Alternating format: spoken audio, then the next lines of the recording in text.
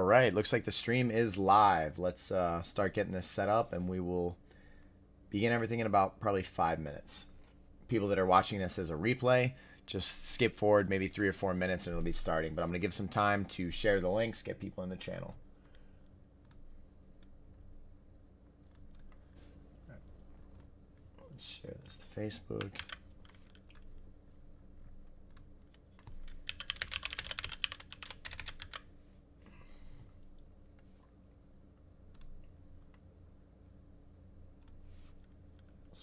On the business page.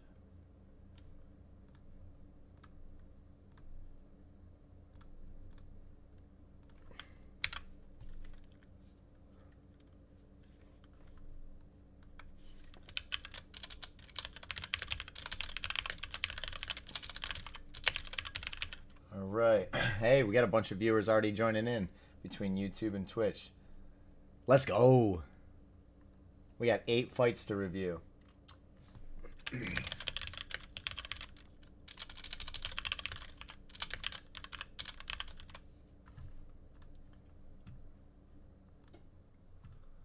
right, let me make one last post in the group page and we will get this thing up and running.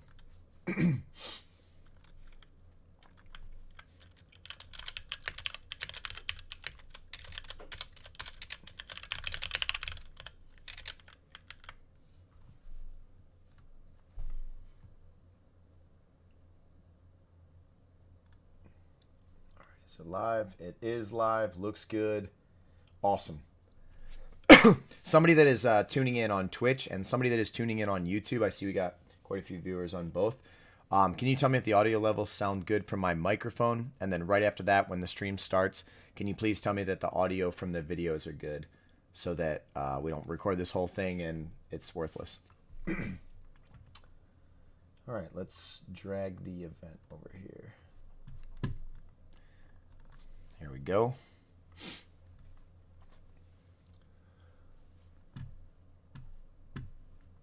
Someone let me know that the mic volume is good, and then we'll start.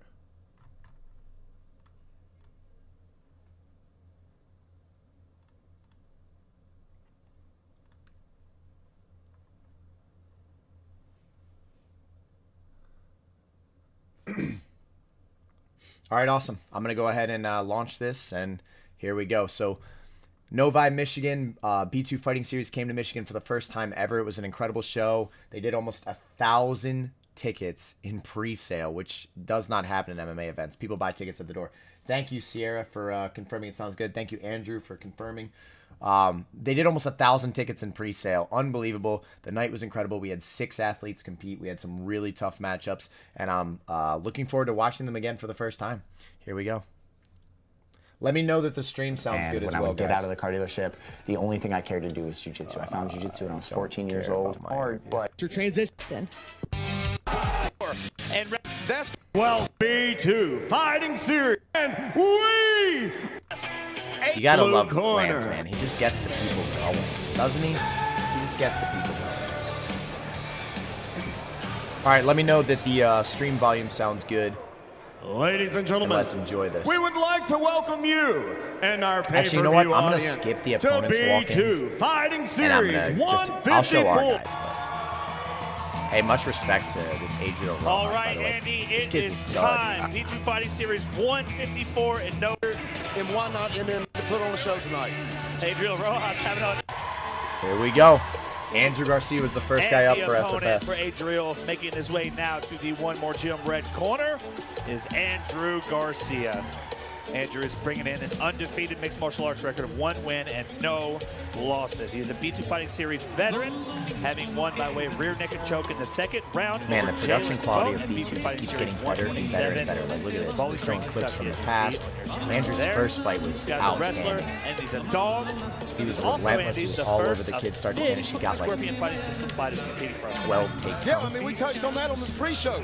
I mean, they packed the house tonight. They have packed the house and they have packed the fight card. The last time we saw Garcia was absolutely amazing. We saw him at Bowling Green last April, almost a year ago. Well, actually, over a year ago.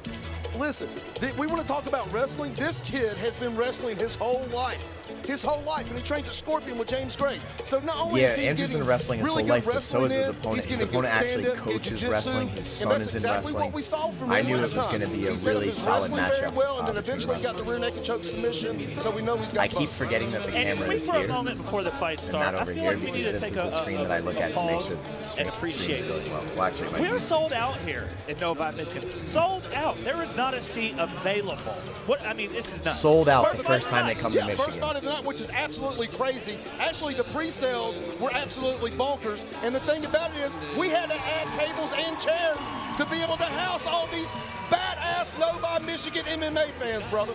All right, let's get this one going. Here is Lance Green. First fight of the night. Ladies and gentlemen, this amateur flyweight fight is set for three 3-minute I hope that rounds. nobody minds, but I'm First, gonna eat some fighting out of the B2 Digital Blue corner. While I watch this. Tonight, in the Not during the B2 fights, Fighting because Series obviously I'm cage, just commentating. making his amateur debut. His height, 5 feet 2 inches, and his weight, 123 pounds. He trains with Bulls Boxing Academy and fights out of Imlay City, Michigan. His name is Adriel Rojas. Thank you, Katie Huron, for telling me the mic volume is good and the stream volume is good. And across the cage and Rock fighting and out of the roll. one more gym red corner. His record stands at 1 win and 0 losses.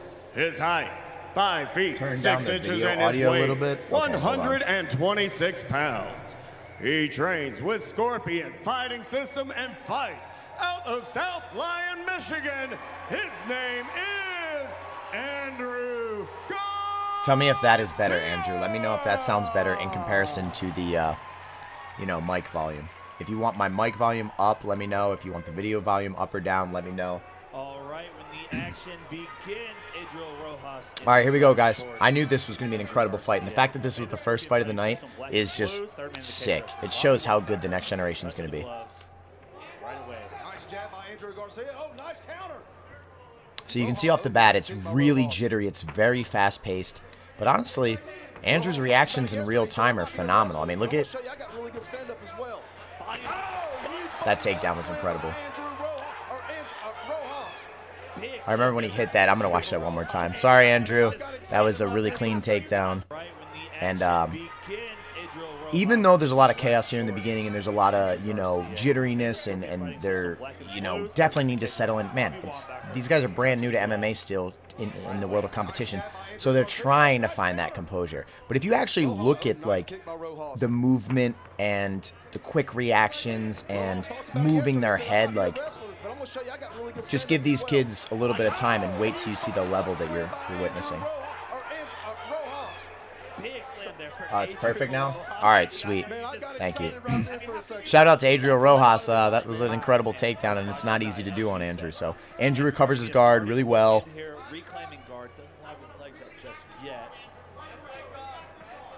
You know what? I'm going to talk about this for a second. Oops, that's not how I'm going to pause the stream. Okay, a lot of people are probably watching this video and going why are you not closing your guard? What? That's trash jiu-jitsu. What are you doing? I actually like it. I like the fact that Andrew's hey, listen, I'm not going to try to submit this guy from the bottom right now. I'm looking to get up. I'm looking to kick off. I'm looking to disengage. I'm looking to have him try to pass and then, scramble to my feet or capture an underhook or something like that. I remember when I was watching this in real time, I was happy at the fact that he wasn't locking his guard because in my mind, I was like, okay, he's going to work his way back up. Doing a really good job. Andrew is trying to improve his position. Nice elbow by Rojas on the right side. See, look, he's kicking off here. Up, tries to come up. Gets his underhook. He's just got his right knee to the wall, and he has to get his right leg flush to the wall. Right there. Bang. He's back up. He has to underhook with his right side right now to avoid a takedown. Or control the head, almost like a Thai style. I'm good with nice knees. Let's watch that sequence one more time real quick. Really good sequence here for people to study and learn from.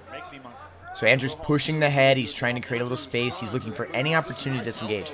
Here, he's going to control the leg, and he's going to kick back on the hip, and he's going to get his initial space needed. Now, his focus is getting off of his butt. Try not to be flat. He's got to explode up onto a hip so that he's more mobile, which he does.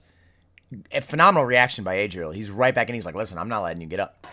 Now, Andrew captures the underhook right here, as you can see, which is important. But what is way more important is this knee especially and this foot have to get in line with the wall. That's where the stand-up comes from.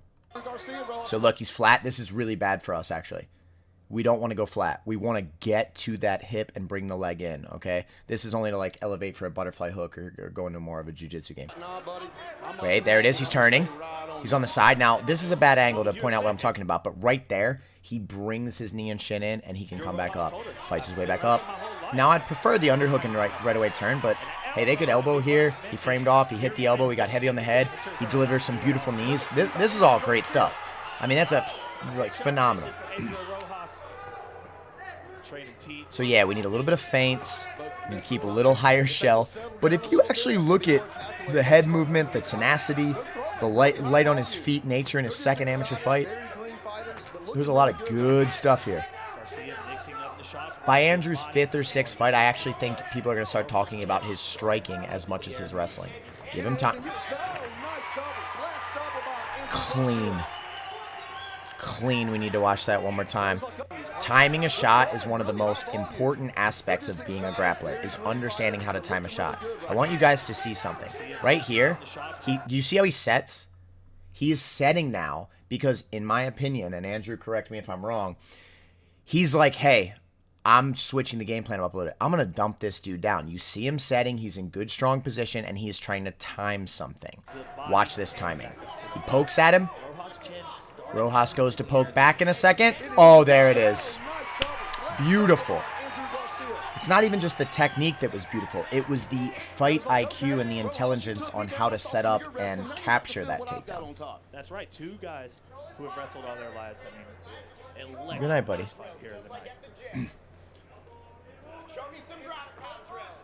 So at this point, I'm telling him, hey, just show me some ground and pound drills. Like, I don't want you to rush. You're on top. You're in good position. I like that he's settling in. If he had fought on his feet at a slower pace, I would actually be asking for a little bit more output. But man, on the feet, they were going super fast pace. So what I'm trying to let right now is I'm trying to let his mind calm down. I'm trying to let him feel the dominance of the position that he has. I'm trying to let him get comfortable in there. But he seems pretty content right here. Man, and I gotta say it again, man. State of Michigan, they let these Hey, we got over 30 people viewing live right now. This is good stuff. The whole country, they allow the pro set rules, and it's Mississippi and Michigan that, as far as I know. So like I said, I know that he's not being ultra active, but hey, you don't need to have your pedal to the metal the entire time. He's settling in. He's starting to grind this kid a little bit. He's finding his shots. He's establishing dominance. Like right now, he could pass, right? And everyone's saying, oh, why aren't you passing the guard? He is mentally wearing on this kid. He's breaking this kid. Oh, beautiful right hand there. Beautiful overhand. So that's mentally taxing. You're not just trying to beat people physically in the cage. You're trying to mentally beat them. Second round, I guarantee you these guys are going to come out a little bit more methodical on the feet. Look at the calmness. Look at the composure. Kid's happy to be there, man. They both showed really good to fight at that pace initially in the first round and be that relaxed. Stand-up's not bad either. All right, let's go to James Gray here. What he's saying to his fighter. Beautiful. Okay, listen to me. He's going to want to wrestle and put you on your back, okay? So watch the shot, and if you feel your entries there, you put him on his back. He's got no jiu-jitsu for you on his back, right? So smart with the movement, touch him in the room, use your reach. You got the range on him, touch him off. He takes a desperate shot, and stuff it. If you see the shot, you take him down. Let's go, baby! I always like hearing my advice afterwards. I agree with what I said there. I mean, obviously in the moment, sometimes you don't speak exactly as you want, and you're not as articulate as you would like to be. You don't break it down as simply as you want. That's pretty much what I was looking to say. Second of a potential 3 nice low. Man, he's chopping that leg up. Obviously, we need to set him up a little bit. We need to, you know. Oh. I'm going to play that about 3 times, ladies and gentlemen, because that is exactly how you take someone down in MMA. Everybody watch this. Man, it wasn't just the execution of the technique. It wasn't just the speed. It would look at the feint. and then entry. I'm going to play it one more time without skipping it like this, but I want you guys to see this one more time. He does a quick head feint, which makes his opponent think he's about to strike, and then just hits an absolutely beautiful double leg. I mean, about as clean as you're going to see in amateur MMA. Just beautiful.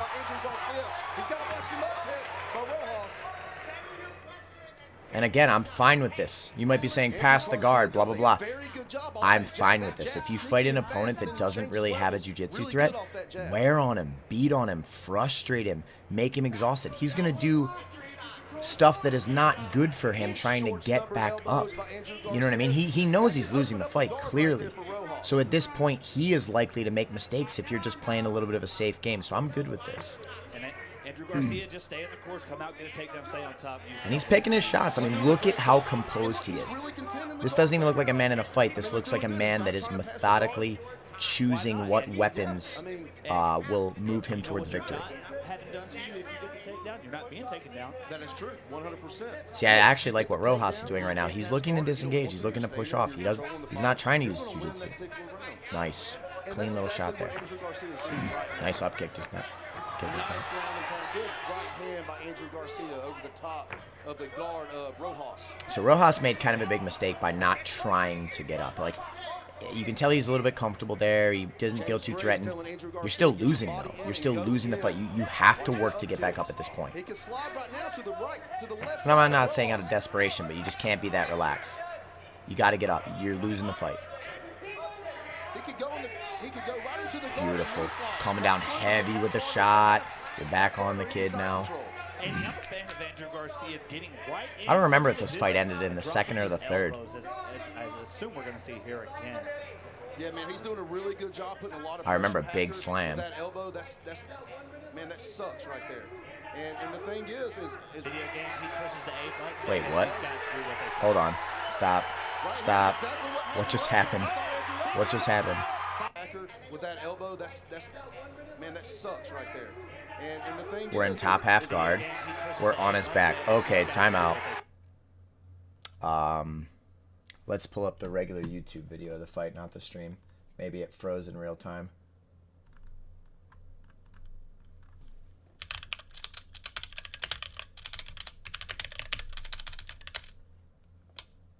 Hold on, ladies and gentlemen. Let's try this. Oh, God, I just closed it. One more time. We are not missing that part of the fight. Give me 2 seconds and I'll have it. Okay. Let's just skip to... Done a beautiful job changing over by Andrew. It was like, what, a minute left in the round? I assume we're going to see okay, here we go. Yeah, man, he's doing a really good job putting a lot of pressure, Hacker, with that elbow. See, look, we're in top half. We're kind of wearing on the kid. And the thing is nice little shots. This is frustrating. To be the guy on the bottom, this is frustrating. Whoa, it was a good shot. It's crazy. It's almost like James Fraser playing a video game. Adriel's kind of mentally breaking here a little bit because that was just bad decision making. Andrew's really on him. Nice. Let's go with the choke attempt. He's really bringing pressure right now. Yelling during it. Huge slam. Chasing. Oh. It's over. It's over. All right. I guess I can close this really quick. And we all saw what happened there, but I want to be able to hear the commentary. I want to hear the replay. Yada, yada, yada. All right, here we go. Actually, I believe it or not, watch this one right hand. I'm going to point it out to you guys. Watch the demeanor. That one was solid. Oh, you don't see it on this replay. But anyway, I actually think Adriel kind of started to mentally break because he started making bad decisions. And like right now, this is hard. Like he could have just stopped. Dude, this stream is garbage. This is what people watched in real time. This is unfortunate.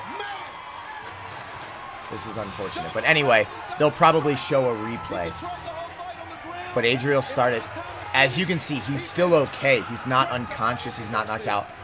He was overwhelmed. He, you know, It was the stress of the situation that caused him to make bad decisions and then eventually, become finished. He's not rushing anything. He's peppering him up, loosening him up. Commentary's team is spot on. Man, he was composed until he unloaded. Everyone watch this.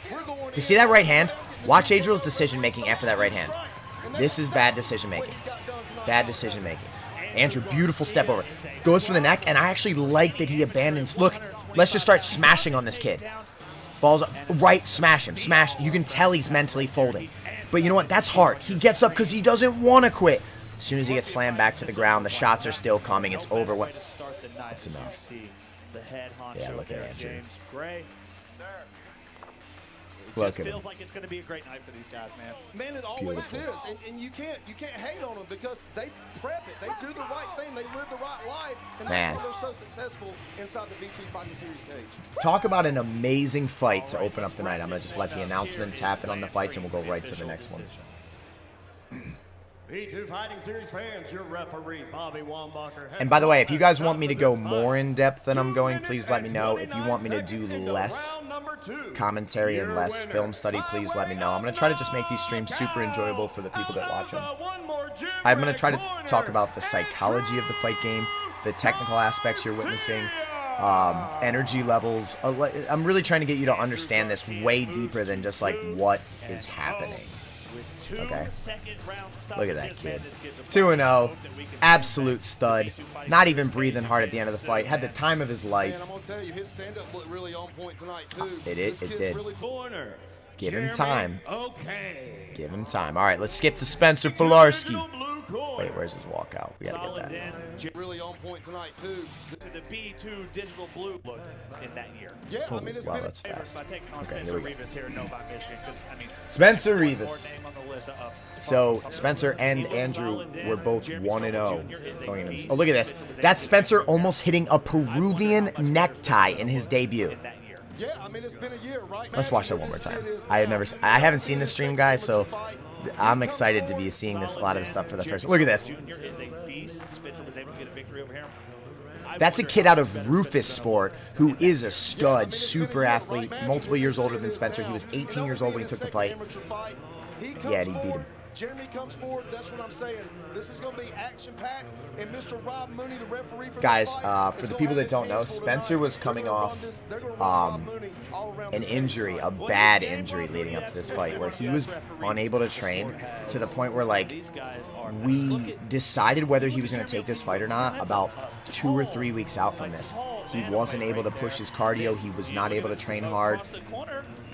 No, I'm not trying to insult Jeremy O'Kane with this, because Jeremy actually asked for this fight with Spencer, but Spencer was at about maybe, 40%, 50%. Less than 4 weeks out from this fight, he couldn't even really pivot on his foot at all. He couldn't wrestle, he couldn't throw kicks, but he really wanted to fight alongside of his team. So, I was honestly very nervous about this, and I don't know if I'm accurate on this. Spencer can shed more light on it, but he kind of adrenaline dumps in this fight. Like in the first round, I could see the exhaustion when I came in at the end of the first round on the cage. I could see it in his eyes. But he finds a way to get it done.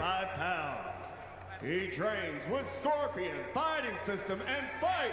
All these kids that are 18, 19, 20 years old, 21 years old, 22, as good as they are, it's just absolutely ridiculous. Like, the sky is the limit. All right, when the action begins, Jeremy O'Kane. To be honest with you, like I said, my heart was really pounding in this one because I knew Spencer was highly compromised.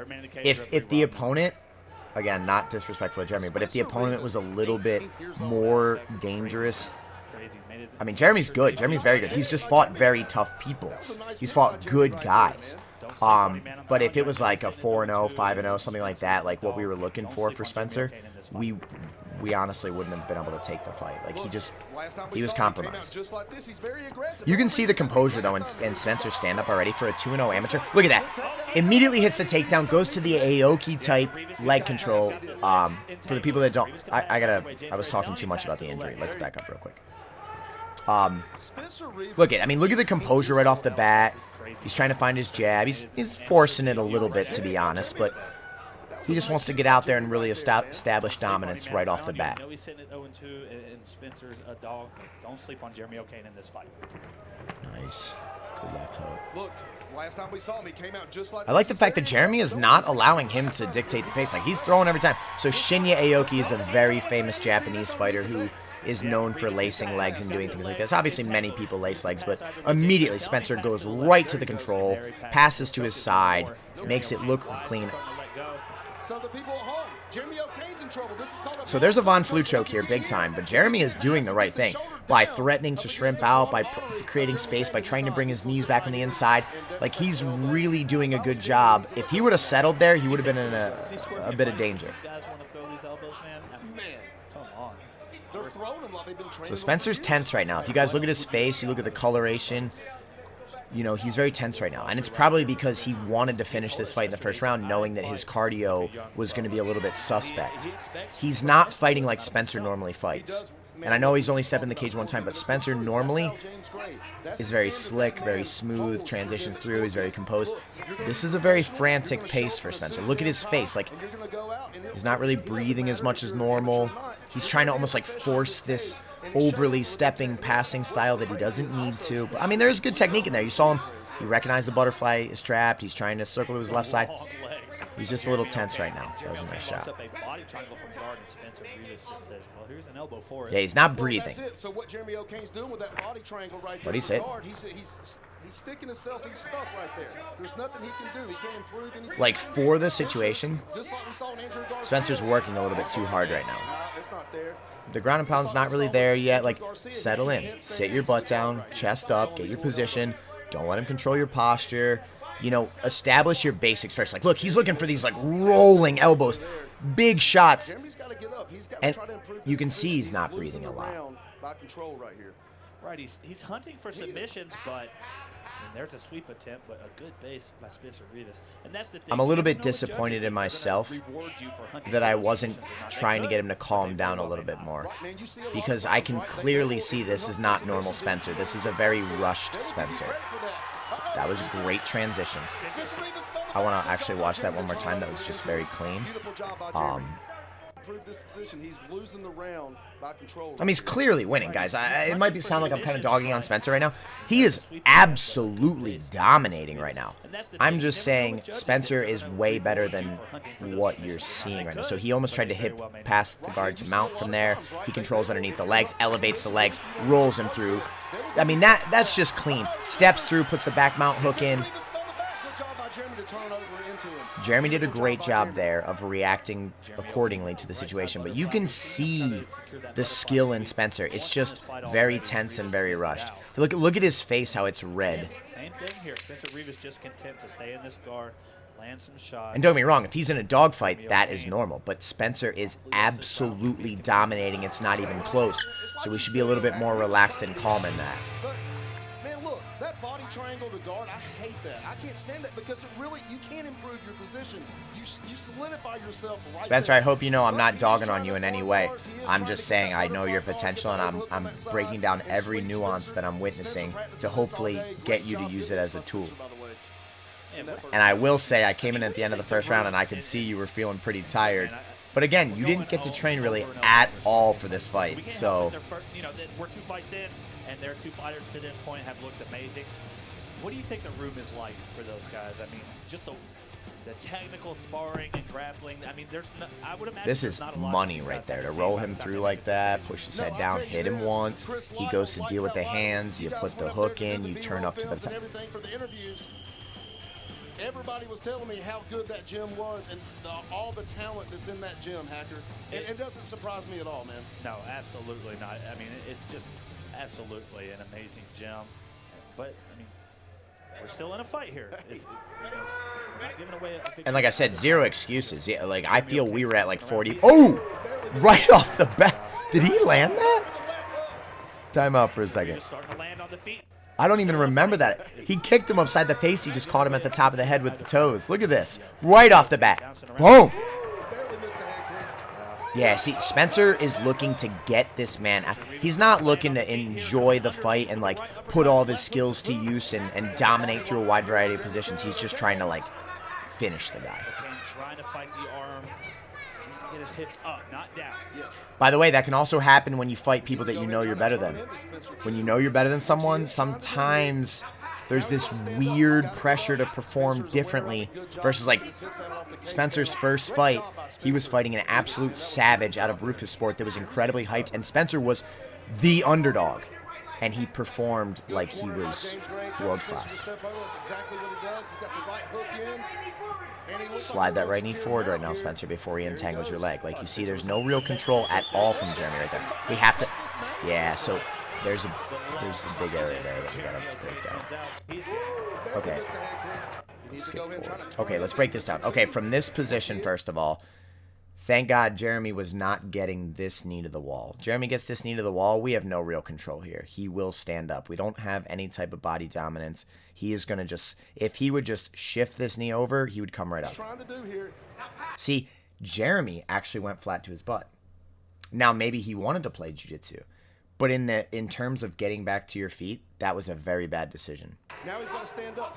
Spencer did a great job there of recognizing that Jeremy went to more of a jiu-jitsu style, so he passes. Get up. Spencer's aware of it. Good job. Now at this point, great job. I was going to say at this point, he needs to go, if Jeremy is going to try to turn over, I'm going to expose his back. If he doesn't, I'm going to suck him off the cage and try to flatten him. He actually immediately sucked him off the cage and flattened him. Jeremy's being stubborn. So now stepping over there is a little bit risky. If he would have kept control of Spencer's head, but he didn't, he let go, so it's not really a big deal. Here, we have to slide our right arm forward, and then I want to break this down for you guys. I mean, right leg forward. Now, the second you witness an opponent doing this, this is for everybody to learn from. They are going to walk the wall or kick off. One of those two things is going to happen. The moment you recognize that, you don't continue to ground and pound because their lower body is going to elevate and you're going to go for a ride. As he begins to walk this wall, right when he noticed it, he should have dropped his base, grapevine, put his hands on the mat, something like that. But as he walked the wall, if Spencer put both hands on the mat and drove all of his weight into his hips, he would prevent the ability for his opponent to flip him over. Okay, but here, Jeremy does flip him. Now, this can turn into a bad situation. Let me see what happens. Spencer's just a better scrambler. So he was able to turn his hips over quicker, scramble up. Jeremy O'Kane's locked up sort of a triangle on the head of Spencer Rivas, but no arm inside. No danger. I mean, Spencer's not in danger. Yeah, he's taking shots. He's just going to finish the takedown. Now, you don't have to pick him up and do anything huge. Like, Spencer likes having fun. Like, if you know Spencer in the gym, he just loves to have fun. So that was more of, you don't have to be ridiculous. Okay, so generally take the path of least resistance, right? But Spencer loves to be a showman, okay? And that's what that was. And I'm okay with it. I actually like his showmanship. But next time, just pass his legs and continue to beat him. Okay? We're not really establishing side control here, but why not? The opponent is not really presenting any type of, let me see, like, there's no real anything to stop us from getting side control. We could easily get side. We can easily bring that leg in and take our side. We can still take our side. Now the shin is in the way, and now it's a problem. Okay. I'm good. Ah, but we have a side. But why are the hips? Okay, let's break this down. Okay, so brings in his knee shield and then just lets it go. But as soon as we did that, Spencer is still leaving his leg back and his hip back. So there is nothing to establish the side. So he can freely keep bringing the leg in if he chooses to do so. We need to keep that knee in. We just can't give. When your opponent has a problem, don't solve it for them. That was nice, but you're a little bit high. Yep, get low, get low. I thought Spencer had the left hook in, so if he did, I don't know why he took it out, but at the end of the day, he's just kind of dominating right now. He's dominating the positions. He's keeping control, so I'm not going to complain too much about that. In a lockdown, you should kick your heel towards your butt. Oh, the leg freed on its own. He could just kick the leg out and pass. Yes! Very nice decision, Spencer. Now, yes. well, but Jeremy O'Kane's stubborn. Now put your other hook in. Around taking these shots for nothing. Yep, double arms under, go arms under their arms, flatten him out. Under his arm, hey. This is very nice. Keep your hip pressure and keep your hip pressure. Spencer could have kept the hip pressure there and probably finished the guy, to be honest. But he let off the hip pressure a little bit, and that allowed Jeremy to turn. Spencer's still dominating, though. See, now he's too high, guys. He's too high. And he might be... Oh, he does flatten him. But he was a little high. Yeah, he's... Now, you can't... Oh, man, that's two. Okay, you got to look at this again. From this position, it is unacceptable for us not to finish. Oh, and actually Spencer is commenting in real time. That's the knee that can't bend all the way. So maybe it is a knee issue because he was coming off a very bad knee injury. So maybe that is why he can't keep the hip pressure. Because from here, if we maintain heavy driving, wide knee hip pressure, this fight is over. It's just a matter of time. This fight is over. Let's see what happens. Maybe he can't keep pressure on the knees because of the injury. I'm okay with that. But Spencer, if you want to tell me that's the reason, why are these feet so wide? Tuck those feet in. It puts more pressure on your knees if you widen your feet and you have less mount control. Bring these feet in. Now Spencer's got him mounted. Hit him. I'll tell you what he is doing. Spencer is starting to posture up, but Jeremy O'Kane's doing a really good job by bringing his posture down, minimizing the damage from them hard elbows that Spencer's doing. Again, short time remaining here in this. Maybe not his best performance, but at the end of the day, he's fighting at like 40%, and it is a complete clinic. Like, it's not even close. It's you know, 2 rounds to nothing, hands down. Jeremy's gave it up to him a few times, but I believe he's given it up to him to turn in to prevent Spencer from getting his back. Just not a lot of offense so far in this fight for Jeremy O'Kane. You know, so what I said right there to my corner was let him breathe, because I could tell again from the normal composure I see in Spencer. Oh, I like watching this replay. Like, yeah, look, I mean, he's rushing it a little, but you can see the skill and the technique that is in this kid. He is very clean. Yeah, I mean, look, he'll go back and watch this. Like you said, we got one more round. It's a fight. Nothing's over. Nothing's solidified yet. But he has improved since the last show. You see the hip pressure lighten up. That could be a knee thing. But I mean, he's smashing it. So take what I'm saying with a grain of salt. It's just to try to make you world class. So Spencer, all of these things are just because I'm going to see you win a UFC title one day. Try to use his range, the 1 and 2s, and see if he can keep Spencer in his And the kid is a natural fighter. Try to get a knockout on the feet. He loves to fight. Third and final round coming up. I also don't like that. To be honest with you, Spencer was a little bit overly friendly with his opponent. I'm very against being overly friendly with your opponent. I think it makes you compete different. That was a bomb. I want to watch that one more time. Hold on, one more time. That overhand was thunderous. It looked like he had high elbow, turned his hand over. That was a bomb. Here we go. I agree with you, Alex Hecker. I feel like he needs to finish to win this fight. Watch this. Boom! Oh, yeah. A little bit lower, he gets knocked out. That kid was wrung from that, hands down. And that's why he is going berserker right now, because he got rocked from that shot. Ooh! Lands it again. I mean, they are both swinging, but Spencer's landing. He hit him twice with big overhand. Nice. Just capitalized on kind of a... Ooh! Wait. Why did we not keep his back to the mat? I have to see what just took place right there. Okay, this was absolutely beautiful. Look at him recognizing as a 1-0 amateur. The arm is extended. Okay. This knee, and it could be a knee thing.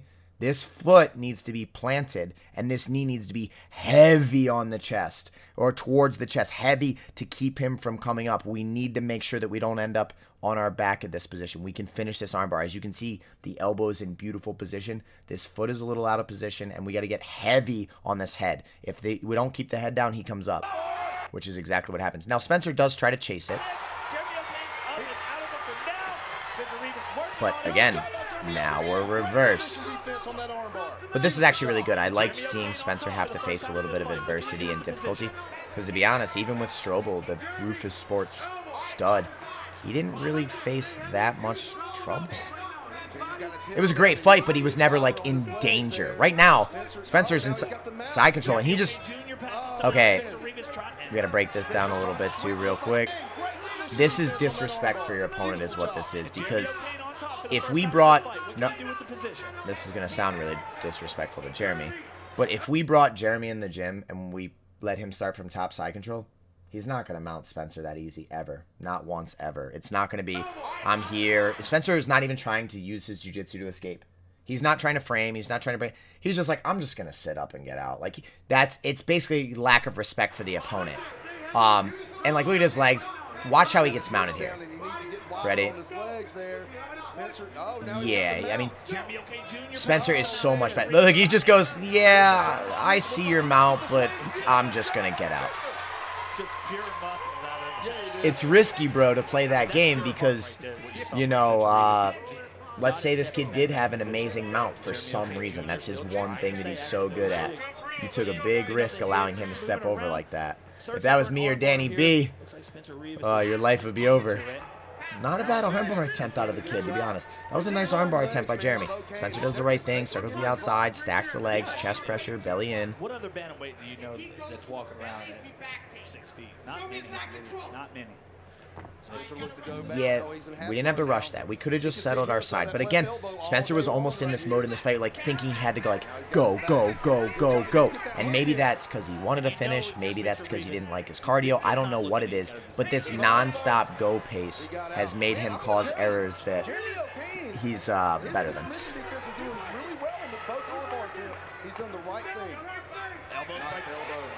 Some of those were to the back of the head, but... It's Spencer. Let's let him eat a couple shots. There's a bottom side Darce from there that I think it might be what he's chasing. Hi, baby. You want to come in or no? He's got to go now if he's going to do it. Not a lot of time. See, like, Spencer is not using any of his jiu-jitsu right now, which I need to ask him about why that is. He's just kind of like trying to make things work because he's much better than what you guys are seeing right now. Like, he almost gets his back taken down. Now, Jeremy is not good enough to take his back from there, but multiple people are. Spencer's just kind of being like, no. Like, look, oh, you want to do... No. Good job. Now settle in. Just give me a good side. What are you doing with this leg? Spencer, what are you doing with this leg, bro? What are you doing? Exactly. Yeah, once he puts everything together. So honestly, Jeremy might have even stolen that round. I don't know how the judges score that, but clearly Spencer wins the fight. And for him to come in and do that at 18 years old, man, says a lot nice about job. Warrior, absolute warrior. We'll go right back to... Hey, you know what? Let's see if they show any good highlights real quick, and then we'll go to the next fight. Great fight here between these bantamweights. As you see the handshake there. It's all love between these guys. James Gray, the first in to celebrate both fighters. Hey, I'm going to snag some chips, ladies and gentlemen, while do the announcement, and then we'll go to the next fight, which is Sierra Buxton. But they've been looking dominant. You know, Jeremy really started getting to his own in the middle of that third round, Alex Hacker, and he needs to hold his head up high. And I know he will because his mindset's right. He told me. Oh, yeah. Anything I say on this video, regardless if I'm saying, hey, he doesn't have the skill to... It has nothing to do with the fact that I respect you as a fighter. I respect the fact that you fought our guy. I respect that you tried your heart out there. I mean, look at that man is fighting to win. I'm just trying to break it down as honestly and as blunt as I can. And honestly, Spencer being disrespectful in the way that he was going against his opponent put him in a little bit of danger. He's tough. Now, who's going to get Jeremy O'Kane Jr. at 0-3? That's going to be a tough matchup, man. Assuming he loses. He's not 0-3. Yeah, if he loses, I mean, whoever fights him next is in a dogfight. That's and again, I mean, Jeremy asked to fight Spencer. I was like, okay, coming off an injury, let's do it. You can tell he's a good dude. I like him. Great fight, man. Great fight. Beautiful job. And let's talk about while we're here, Andy. Yeah. The main event of the evening, Daquan Townsend is going to take on Jason. All right, we don't have to hear all this, so let's skip the decision really quick. The whole fight. Absolutely, of course, Daquan Townsend. He's been there in the UFC. He's looking to get back. Jason Butcher, he's trying to capitalize on his momentum. He's on a win streak. He's the B2 Fighting Series champion, and we've said it 100 times, Andy. You get that gold, that B2 Fighting Series professional gold, you're off to greener pastures. Of course, that's what we want. And with a win here tonight over Daquan Townsend, I would think that Jason Butcher's probably got to be out of here. They have to, man. They can't say his age. He's 36 years old, man. He's still Oh my got gosh. 2 or 3 more years in him at least, man. What is And the going thing on? about years old, A unanimous decision. Unanimous decision. Spencer Rivas. Great job, kid. 2-0. Incredibly proud of you, not just as a martial artist, but as a man. 2-0. He stays undefeated. Jeremy All right. Jr. still searching for that. The sniper. he just got out. Oh, wait. There was one fight between. Right arm. You know what? Surrender. Here They're educated, makes it all that. Man, when you put your mind. and learn and Is the test. on you? This fight right here All right. is going to be dynamite. By the way, All right, let's go to Lance. really quick, this woman trains out of Jackson Wink, one of the best camps on earth. John Jones, all the studs over the years. Jackson Wink trains killers. She's been in MMA about 3 times as long as Sierra. And she's fought 3 fights. Sierra has won. This was a tall task for Sierra. To be honest with you, when I looked at this, I thought to myself over and over, am I biting off more than we can chew for Sierra on her second fight? I mean, she looked incredible in her debut, but she didn't really have to face extreme adversity. This other girl, her only loss is to a woman that is pro now, that is fighting in bare knuckle MMA, that is a serious athlete that comes forward, and Dana is a warrior. And to be honest, like, I knew if we got this one done, we were gonna have to earn it. And bring out the opponent. And please make welcome, fighting out of the one more gym red corner, Sierra Buxton. Sierra Buxton. All right, here is Sierra Buxton making her way to the one more gym red corner. Sierra is undefeated, 1 win, no losses. This woman, This girl if she has looked chooses, dominant in the and short if amount life of time does we've seen not her. We keep gotta her chase down, some life is more going to coach test her. Grigsby about Life her. is going to throw Here is pitfalls. You have to avoid Sierra all Buxton this. is an incredible athlete as a young woman, but the main Can't believe I'm thing on that the makes screen. her different than a lot of the fighters you'll see is her pace. She has an incredibly ferocious style. She is on you from start to finish, and it doesn't matter whether it's the first minute or the final minute of the fight, she will be looking to finish. I agree. I don't think the James Gray could have said it any better. You see that first fight. the that thing with Sierra Buxton is, had.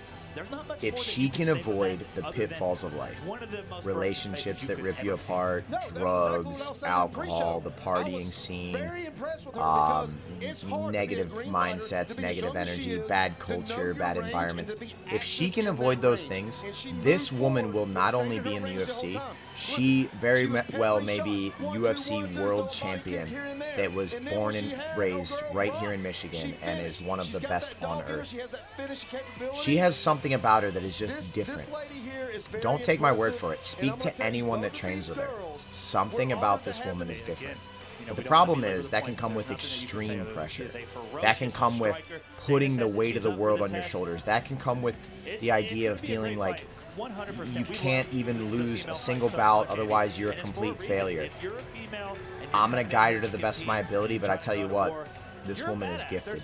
There's no other way to put it. You're a badass if you're doing that. No. Roger Craig, the OG, tuning in. What's up, brother? These These fight reviews are top notch. Great job, everyone. Man, we're a fan of you. Her height, All right, let's. 7 inches, and Yeah, her like I weight, said, Dana. 136 I was nervous for this fight. pounds. This girl's a Zero stud. loss. Look at there she Her is, height, the 5 sniper. feet, 8 inches, and her weight 136 pounds.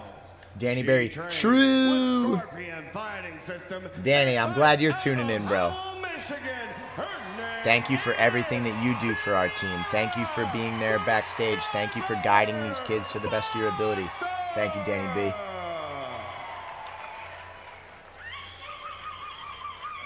All right, when the action begins, Dana in the black Sierra. One thing I'm going to shout out right off the bat about Dana, her composure was fantastic. But, I mean, you could see the experience, how long she's been in the fight game. What we know from Sierra Buxton holds true. She's going to put on a. Sierra's coming to get you. Look, hook lands right off the bat. Hook lands again right off the bat. They're not filling each other out. Sierra does not waste time. Lands again with the left hook. What I knew it was gonna be.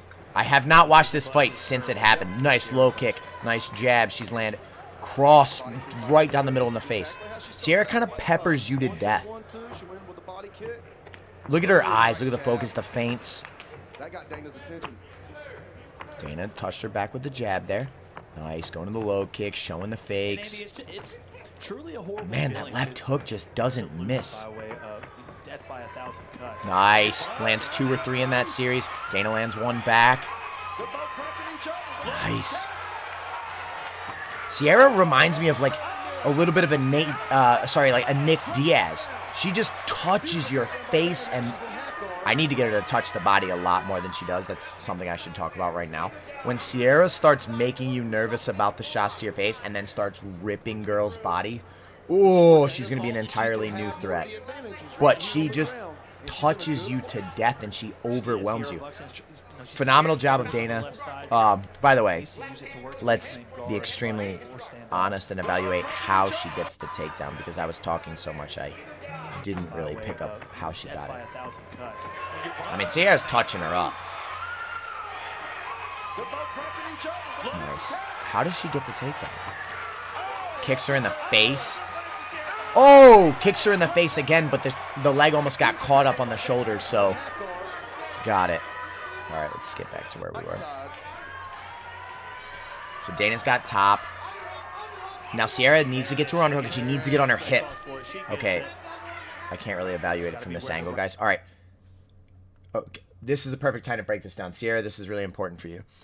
I don't know what other word to use, but your butt cheek is on the mat. You need to get your hip on the mat. Now, obviously, that's sometimes extremely difficult to do, especially when you don't have the underhook, but you have the underhook. So when you have the underhook, you need to be disengaging the half and shrimping your butt this direction out, trying to get this forearm down to the mat, but at least, even if you can't get this down, getting onto this hip bone here. Keeping the underhook jacked up she doesn't really have any body control here at all. She's just physically over the top of you. Well, if she's over the top of you and you're not changing the dynamic that you're under her, well, then the situation won't change. If you are shifting hard, getting to this hip and backing out this direction, well, then she has to adjust. The problem is she can't adjust effectively because you're winning the underhook battle. Right elbows, Dana Kalis. I probably could have broken down more at the start of this, but so see how Sierra has the underhook, but she's not doing okay, now she starts to use the lower body. Okay, I need to do this for Sierra to help her out here. Okay, so she has the underhook, and she starts to get an idea. Do you see her just try to get to the hip? This is fantastic. But now what I think happens is Sierra wants to put this forearm down, but she starts not being able to. Like, look, she's like, oh, where does my arm go?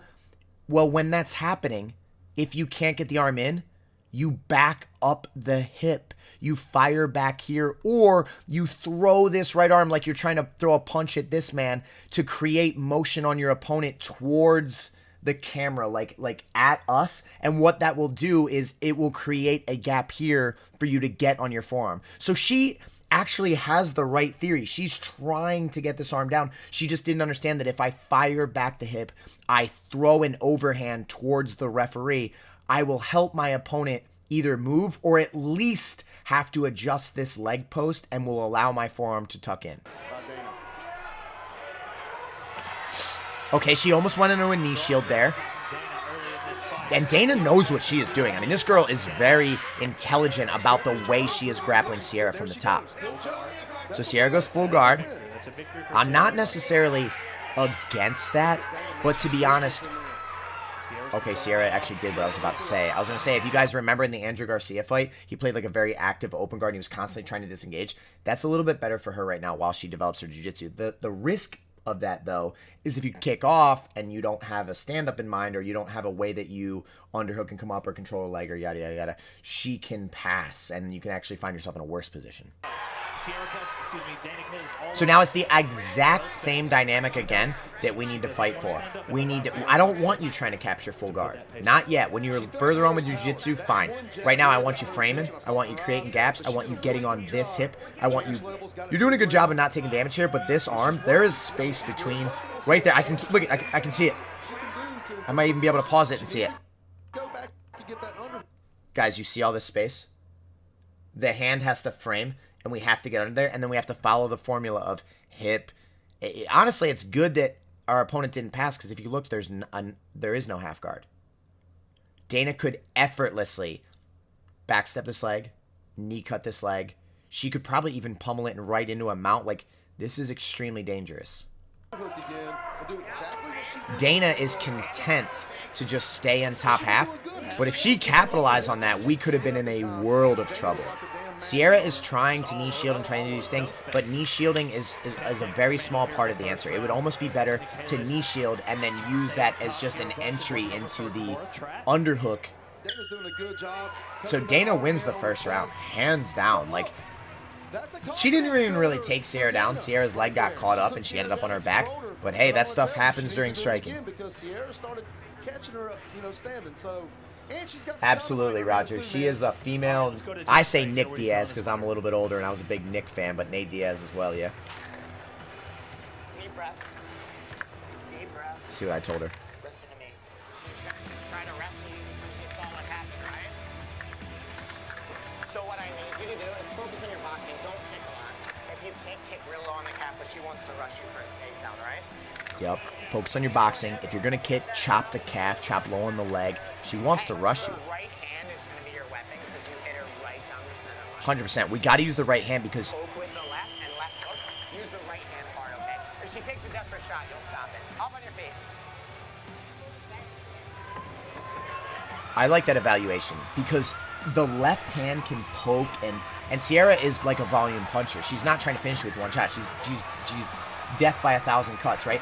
But the right hand earns respect, right? So if someone wants to walk you down and shoot on you, you have to let that right hand go to earn your respect. All right.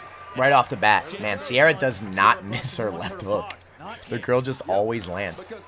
So here it is. There's the rush that we were talking about. Sierra does a great job pushing off the hip and keeping her legs back far enough to not get taken down. She's got the underhook in this position. She has the underhook. Okay, I'm okay with this defense. There is a type of defense where you stuff the head under your hips, but you better widen those legs. You better widen those legs.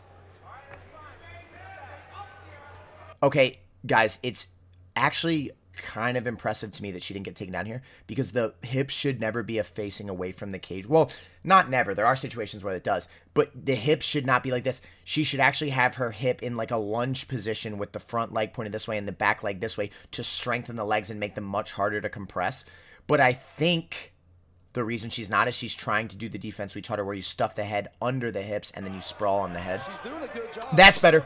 There's the lunge that I was just talking about. Yeah, look, she's trying to stuff. She's trying to stuff. No, you got to push the crown. Yes. Now she has to hip heavy. She has to hip heavy.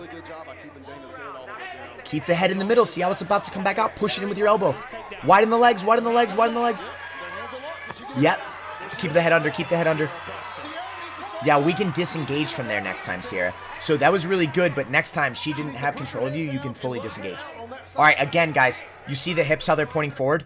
If Dana level changed here, or even just dropped her butt low and drove her chest straight and connected a double under Sierra's butt, Sierra gets taken down here. Because her hips are pointing forward, you're getting taken down here. James telling her, you're fine, drive her head down.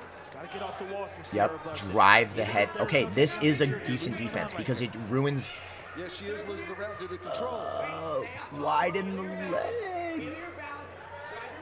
Nice. Okay, so Sierra's fixing her position a little bit. You guys can see the lunge that I was talking about. Now she's got an underhook, so now you can square up better. And now disengage. Excellent. Three-piece right off the break. Nice. Again on the jaw. So she didn't give up a single takedown. So it counts that, like, Dana kept her on the wall a little bit, but she stopped all the takedowns. So the defense was as good as the offense. So Dana's a little ahead in this round from the control, but it's not much because there was nothing done with it other than just keeping someone on the wall. That was a nice right hand.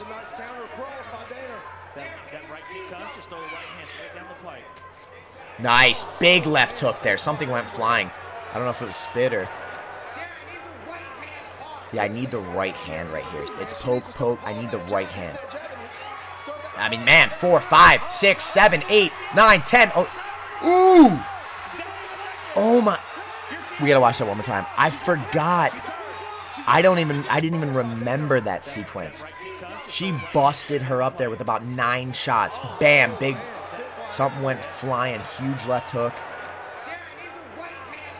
Yeah, see, that's what Sierra's got to do, man. She needs to start pulling that jab, hitting that. Bang, bang, bang, bang, bang, bang, bang. Oh my God. Huge. You got to turn her. You got to. Okay, nice. Yep, Dana's desperately trying to get down because she is eating shots on the feet. She is taking damage. Yes. Oh, and look at the pace. Immediately back to right on her. Walking her down. This is a war. Yeah, nice. Clips the chin. Dana's desperately trying. Which, it's the right answer. If Dana gets Sierra down again, she could steal the round. Sierra's probably stolen the round with the damage that she's done here, especially as Dana started to try to run from her and took those shots. So if Dana secures a takedown here, maybe the judges give it to her. It's a razor close round, but Sierra, good job turning again. Nice. Okay, so in my mind, and I believe the judges agree with the end of the fight, you give that round to Sierra.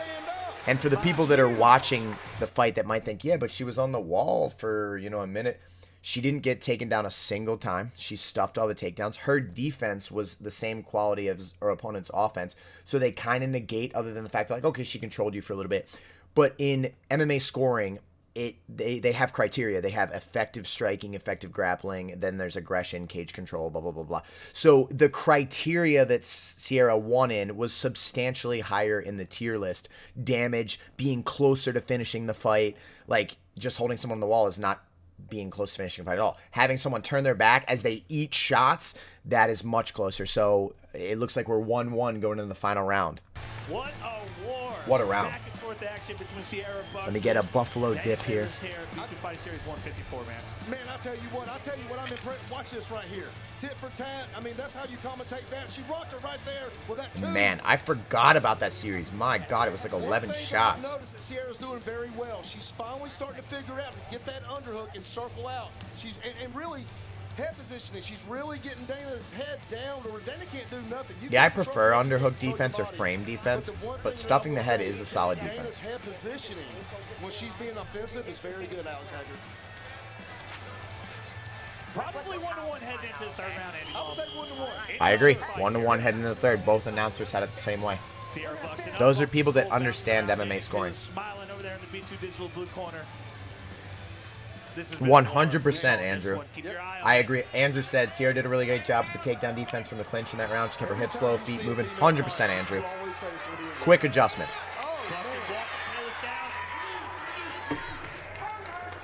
I also want to point out the fact that means Sierra has not given up a single takedown other than when her leg got stuck.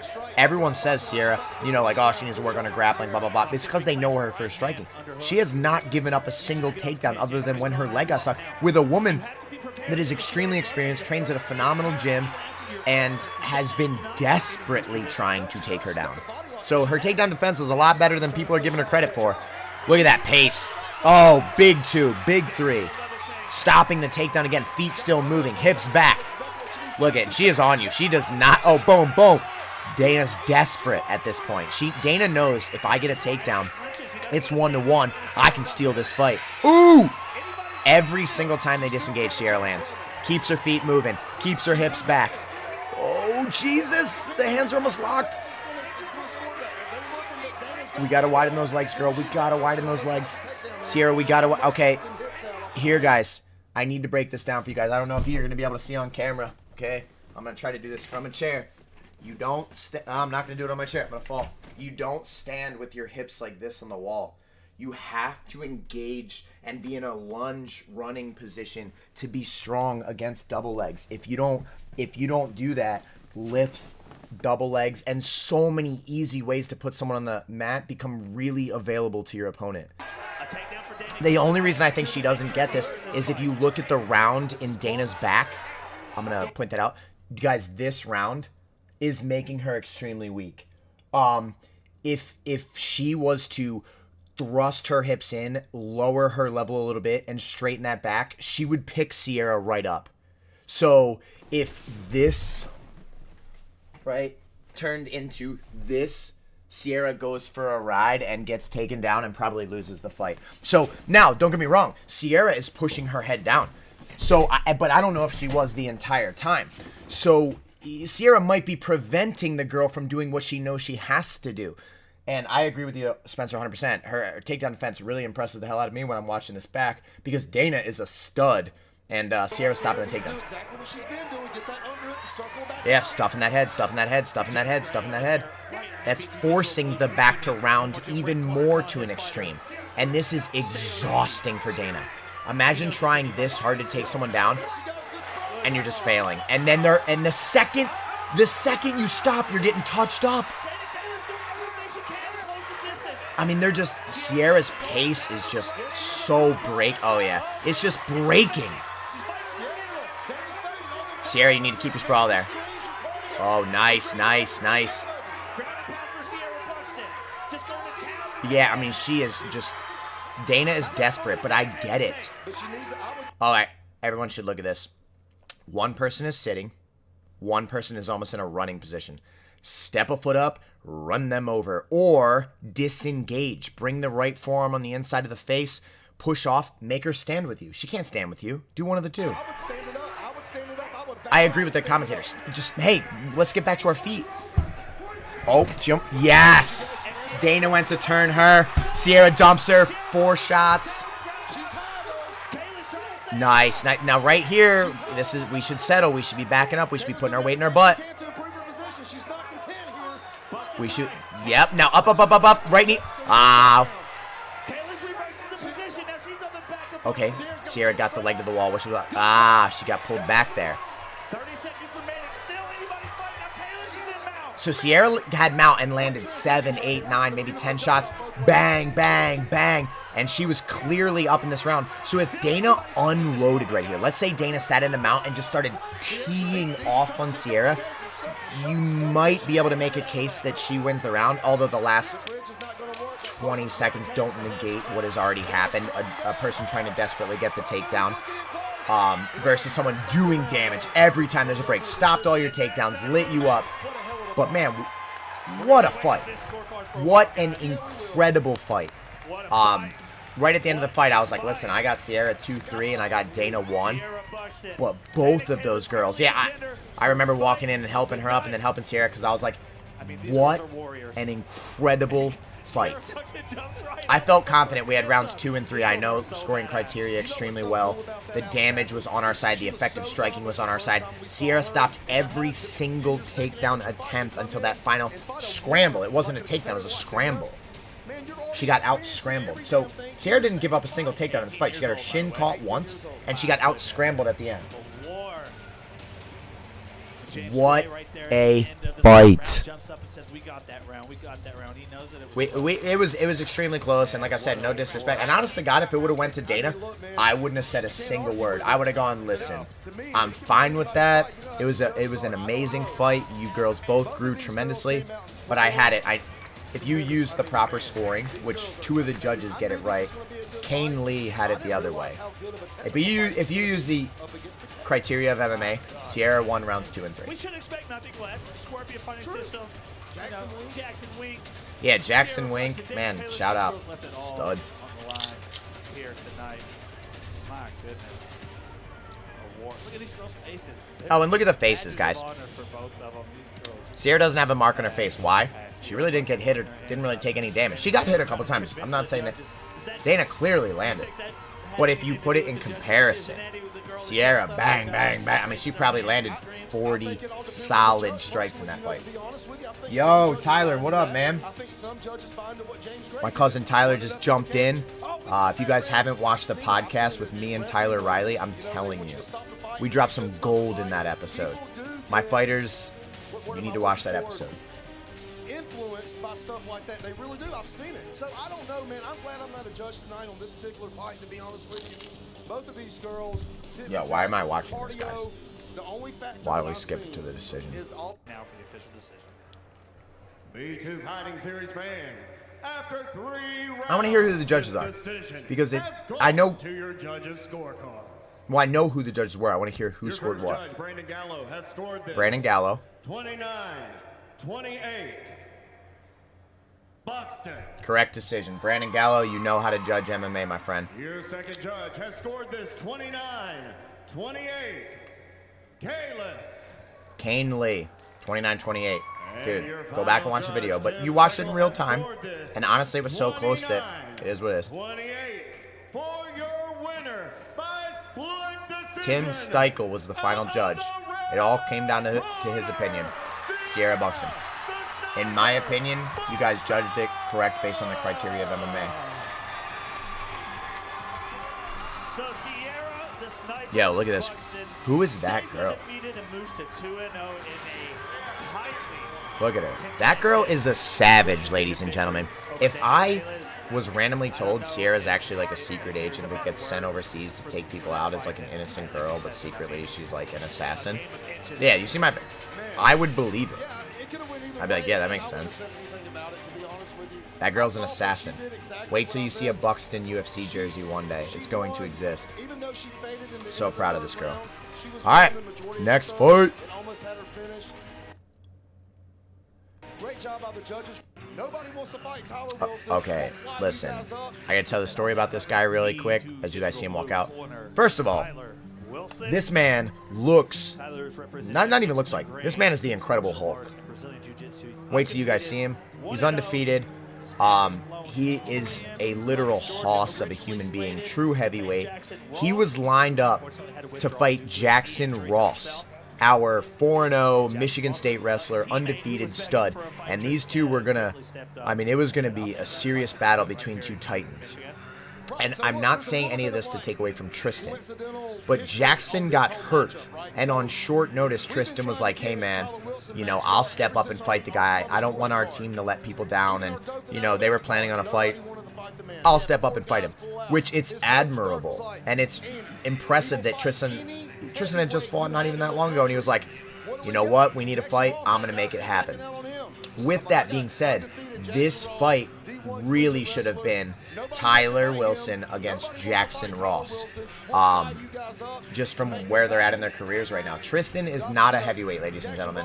Tristan, in my opinion, is a 185er. And I think when he's at 185, he is going to smash skulls and separate people from consciousness left and right. He spars full contact with Josh Parisian and a bunch of other savages, Jackson Ross, and he hangs with him. He'll bang with him, he'll stand with him, and he learns from them tremendously. But he's not a heavyweight. He's just not framed as a heavyweight. He's not meant to be a heavyweight.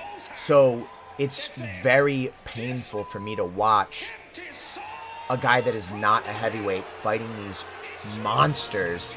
And he still wins fights. He's still almost at a 50-50 record fighting dudes he has no business fighting. And I tell you what, as a man, I've got so much love and respect for this human being because of the journey that he's on, because of the growth trajectory that I see in him, because of the man that I know he will become. Forget where he is right now. Doubt this kid, and in 5 years you're going to be going, wow, I was very far off in my judgments on Tristan Canada. I truly believe he has a heart of gold. I believe this is one of the best people around me in my life right now. You know, he comes from some low caliber stuff, and he could easily be a person that lives and acts low caliber because he's witnessed it his whole life. He's seen it. He was affected by it, but he doesn't. He wants to be elite. He wants to be a better human being. He wants to be the best father he can be, the best fighter he can be, and he makes mistakes like everybody else, but you know what? He is on the journey, and I have a lot of respect for that. Tristan Canada also is one of our most active fighters of 2021 of last year. He's always in the B2K. All right, guys, let's skip to the fight.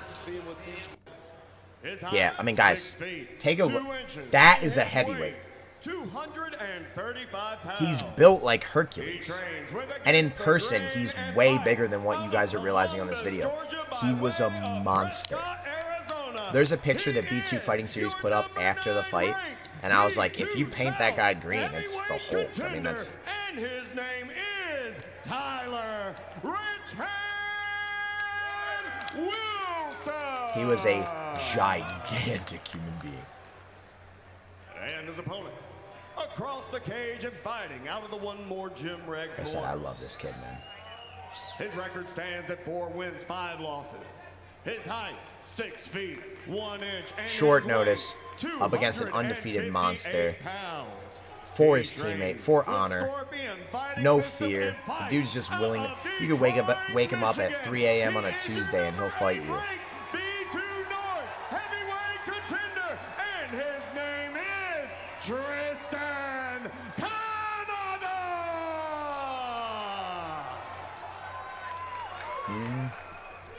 This guy was built like a Greek god, Tyler said. Tyler, you're not kidding. I mean, when he walked out, like look at him right. Look at that guy. He walked out and I was like, Jesus. Bobby Wambacher, those guys coming out orthodox. Tristan's stand up for a heavyweight is so clean. But again, he's not a heavyweight. And he has serious power, but he doesn't have heavyweight power. When he's at 185 and he hits people, they're going to go to sleep. Like look at his composure, look at his he's very crafty, very slick. But he's fighting much bigger, more, you know, dangerous men, so he can't even really open up. Oh, very nice counter hook there out of Tristan. Right to his Muay Thai clinch. Tristan has been working tremendously hard on his wall work defense and his takedown defense. It was a huge hole in his game back in the day, and he's been working hard, but when you're fighting... What happened? Grab the cage. Grab the cage. Bobby's resetting that. Oh, yeah, he is. He Lost gave the them point a for warning grabbing the into cage. fighters room and said, this will be your only warning. He did. Hey, I'm not gonna argue it. Usually refs will smack the hand one time and say don't do that, but at the end of the day, they give you your warning backstage. As long as it's the same way for the opponents in my team, then I can respect that. Nope, that's right. That's right. It's just the unfortunate reality of the sport. Oh, big right hand.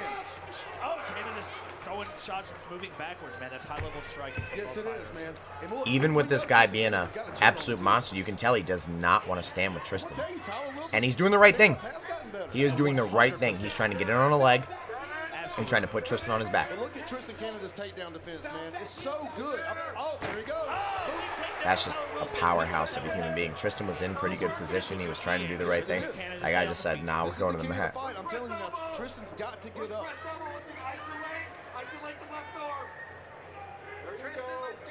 So if you can notice, Tristan's arm is up here, guys. This is not good. Because how can he remove any pressure off the core or create any space?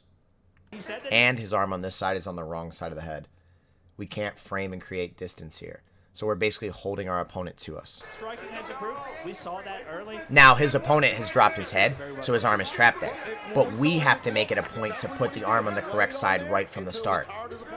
You can tell the opponent is looking for a crucifix, or I can tell he's looking for a crucifix. Yeah, see that knee stepping? When you recognize that somebody's trying to put this knee, you have to keep this elbow glued to your body, period. Or you have to bridge hard off your feet towards them, which will help free the elbow, and then you tuck it back in. I was telling Tristan here, I need you to walk the wall, and I need you to kick all the way through. He's a little bit too far to really be able to kick, so it failed. But now see how, again, Tristan wrapped his arm around this side. You're holding your opponent to you. That's okay. Okay, frame. What is this arm doing, though? This arm has to be tucked on the inside. So every time we get one frame, we lose the other. So now this arm is no use to us. This arm's no use to us. This is just hard. Tristan just did not want to give up this submission. He was in a very deep key lock right there. But he refuses to quit like that. Tristan is not going to give up. He is going to make you earn a victory over him. Tyler Wilson looking great here in the first round. Yes, he is. You know what he's doing, man? It's not that we've really seen his stand-up like in kickboxing and Alex Hagler. What he's doing is he's using his 1-2, 1-2s to get it to the ground, to close distance against Tristan Canada, and he's looking great. I agree with you. Canada trying to sneak out. Honestly, I'm not even that disappointed with the little bit of transitions I saw right there. I could break some things down, but Tristan's trying his best, and he's got the Hulk on him. Look, Canada up and hit the face. Tristan's frustrated right there, and honestly, I'm okay with psychological warfare. I'm okay with trying to get in people's heads.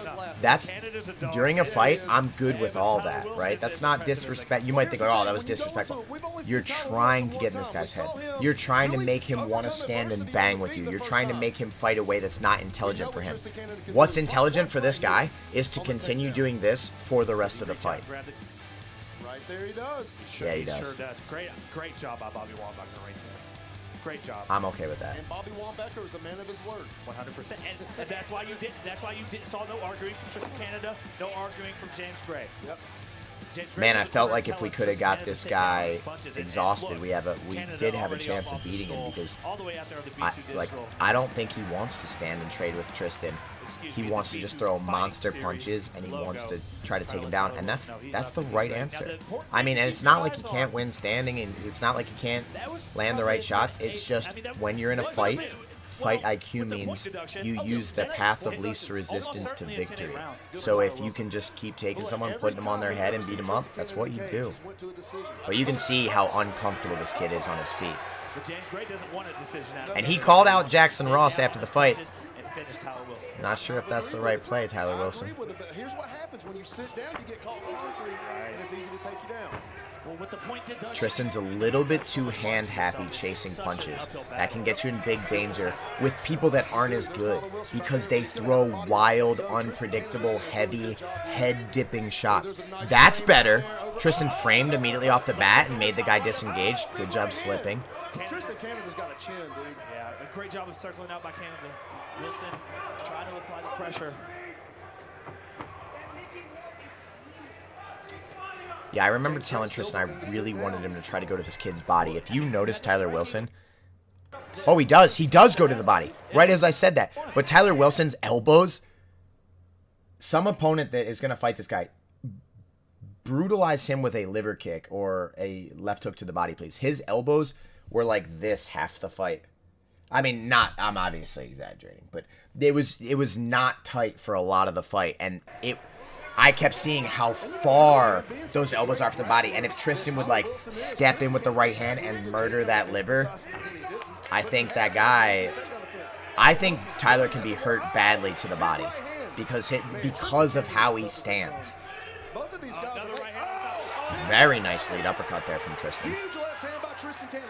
He's doing a good job of creating frames and, nice. Hips. Very nice. Get the underhook. Turn your legs. Tristan, I mean, guys, you can see the improvement. Yes, he got taken down, but go back and watch Tristan Canada from a year ago, from 2 years ago. So much better, and I'm happy with that. Tyler Wilson's trying to pass on that side. Make sure that these comments are in real time. Hard to do that, but he could get the right leg out and try to go straight into the mouth. Looks like he's in half guard here. Same exact details I was talking about for Sierra. It's kind of universal. Tristan's got the underhook right now, guys. You just see that? Now he let it go.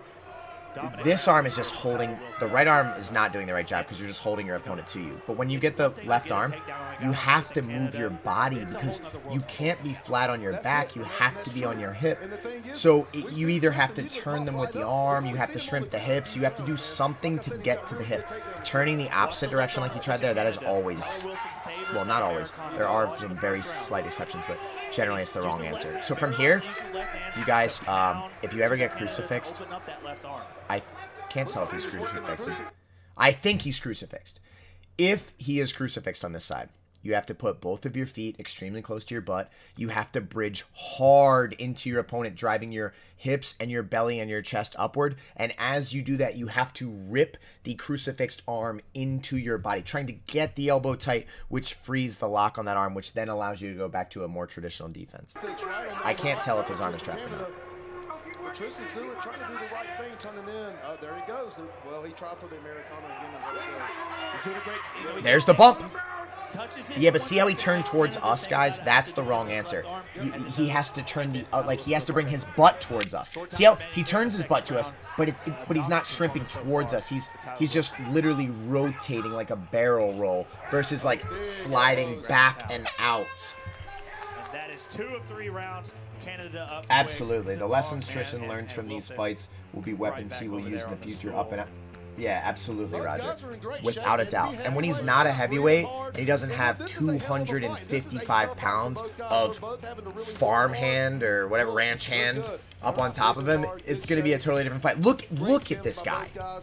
Jesus. With that being said, Canada almost certainly needs. That's why things like this are why I'm so glad strangulation exists. Because what do you, like, There you see I Wilson would go looking after for that dude's throw neck combo like I was right falling off a cliff. underneath. Wilson just on this technique. Yeah, he did. Then switched to the double right there. Stuck the hips out. Yeah, the Box reason on he the got the double, guys, is because the You know legs Jackson Ross came has to close be together. licking When his people are chops, chasing you doubles know or he level wants to changes, fight. your Well, hips here's the can't thing, Jackson point Ross forward, and your Tyler feet Wilson are shouldn't the be same forward like fighter. this, That's why and I you was really have to excited to create see that fight lunge because position we to say make it all the time, difficult. when that happens, they're going to stand and bang.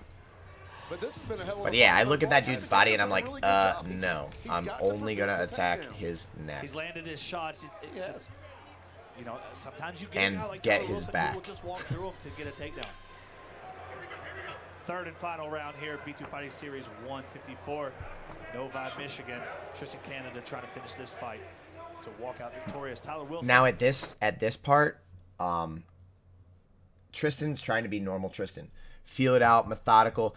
You just can't. Because if you don't bring the pressure and really put this man in danger and make him do something he doesn't want to do, he's going to take his time and he's going to set up exactly what he wants to do.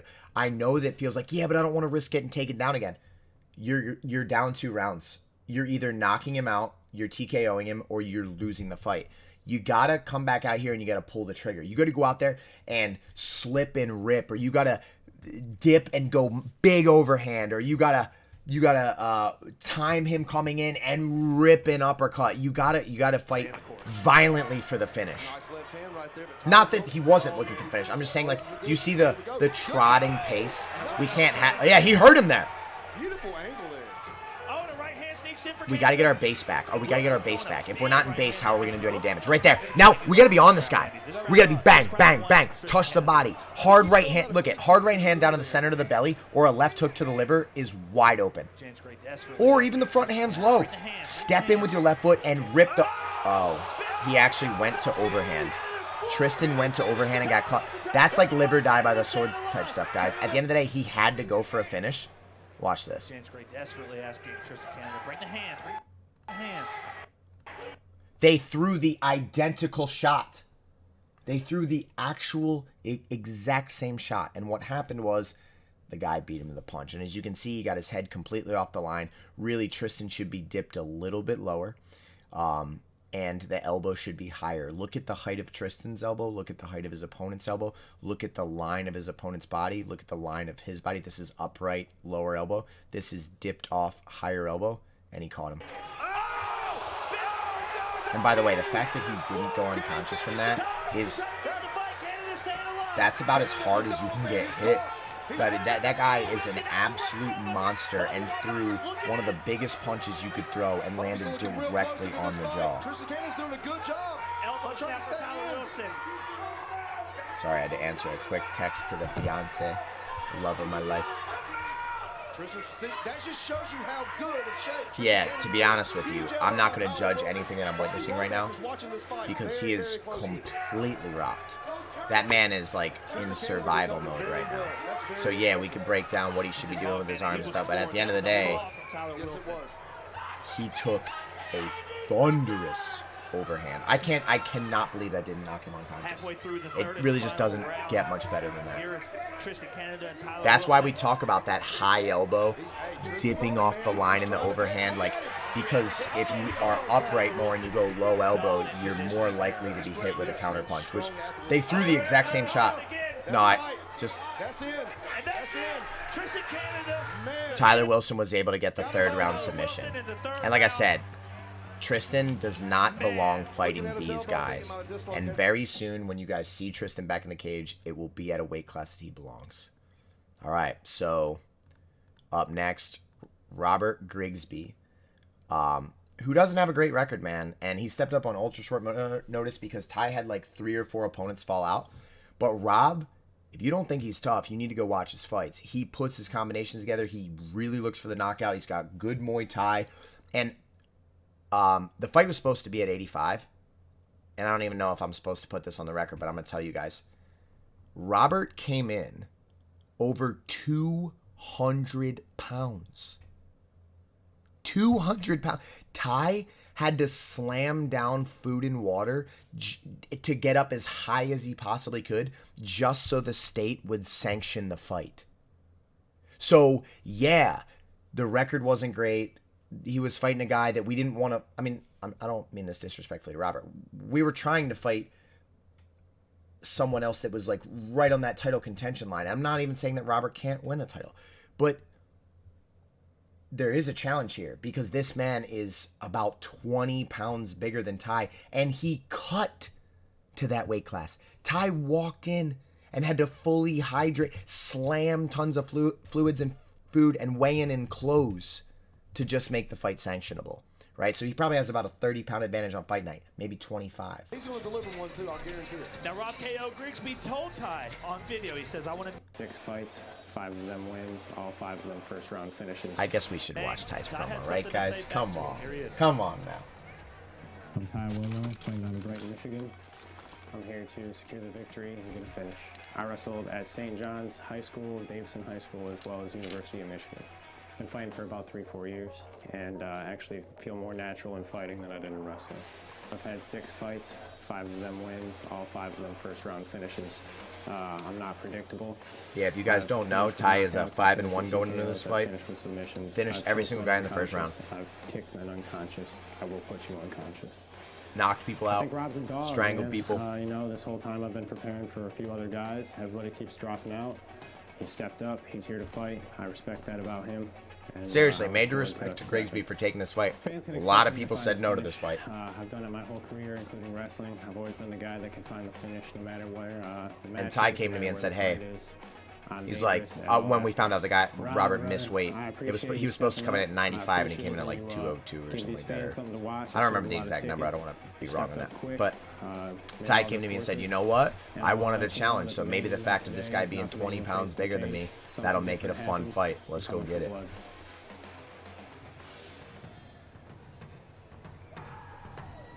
Yo, I love his walkout, by the way. It is primal. There's no singing, and it's like just this tribal music. He walks out in that mask. Like, Ty is a little bit deranged in a good way for MMA, but he's willing to kill a man inside of that ring, and there's not a lot of people that think like that. Ty does.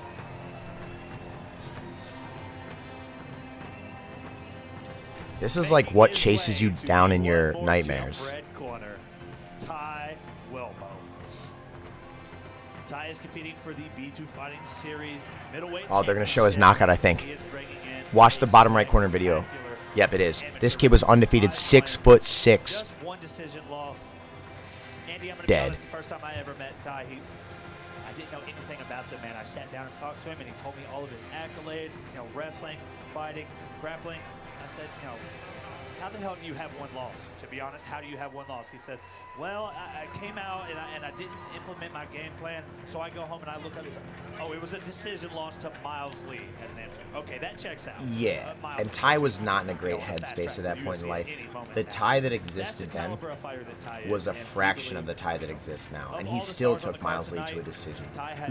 Who Miles Lee is an undefeated pro, who I don't even think ever lost as an amateur. Close, actually. And Miles Lee's known for beating undefeated guys, top prospects. But look, I'm still trying to get over that mask Ty Wilmo wore out here. If I saw him walking out and had to fight him, I will be heading towards that exit door. Man, that's a scary ass. Oh, Andy Law, you're the man. He said that's a scary ass man. I would be heading towards the door. D1 wrestler from the University of Michigan, Big Blue.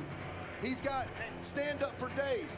And guys, something that I always try to do is I look in the eyes of people.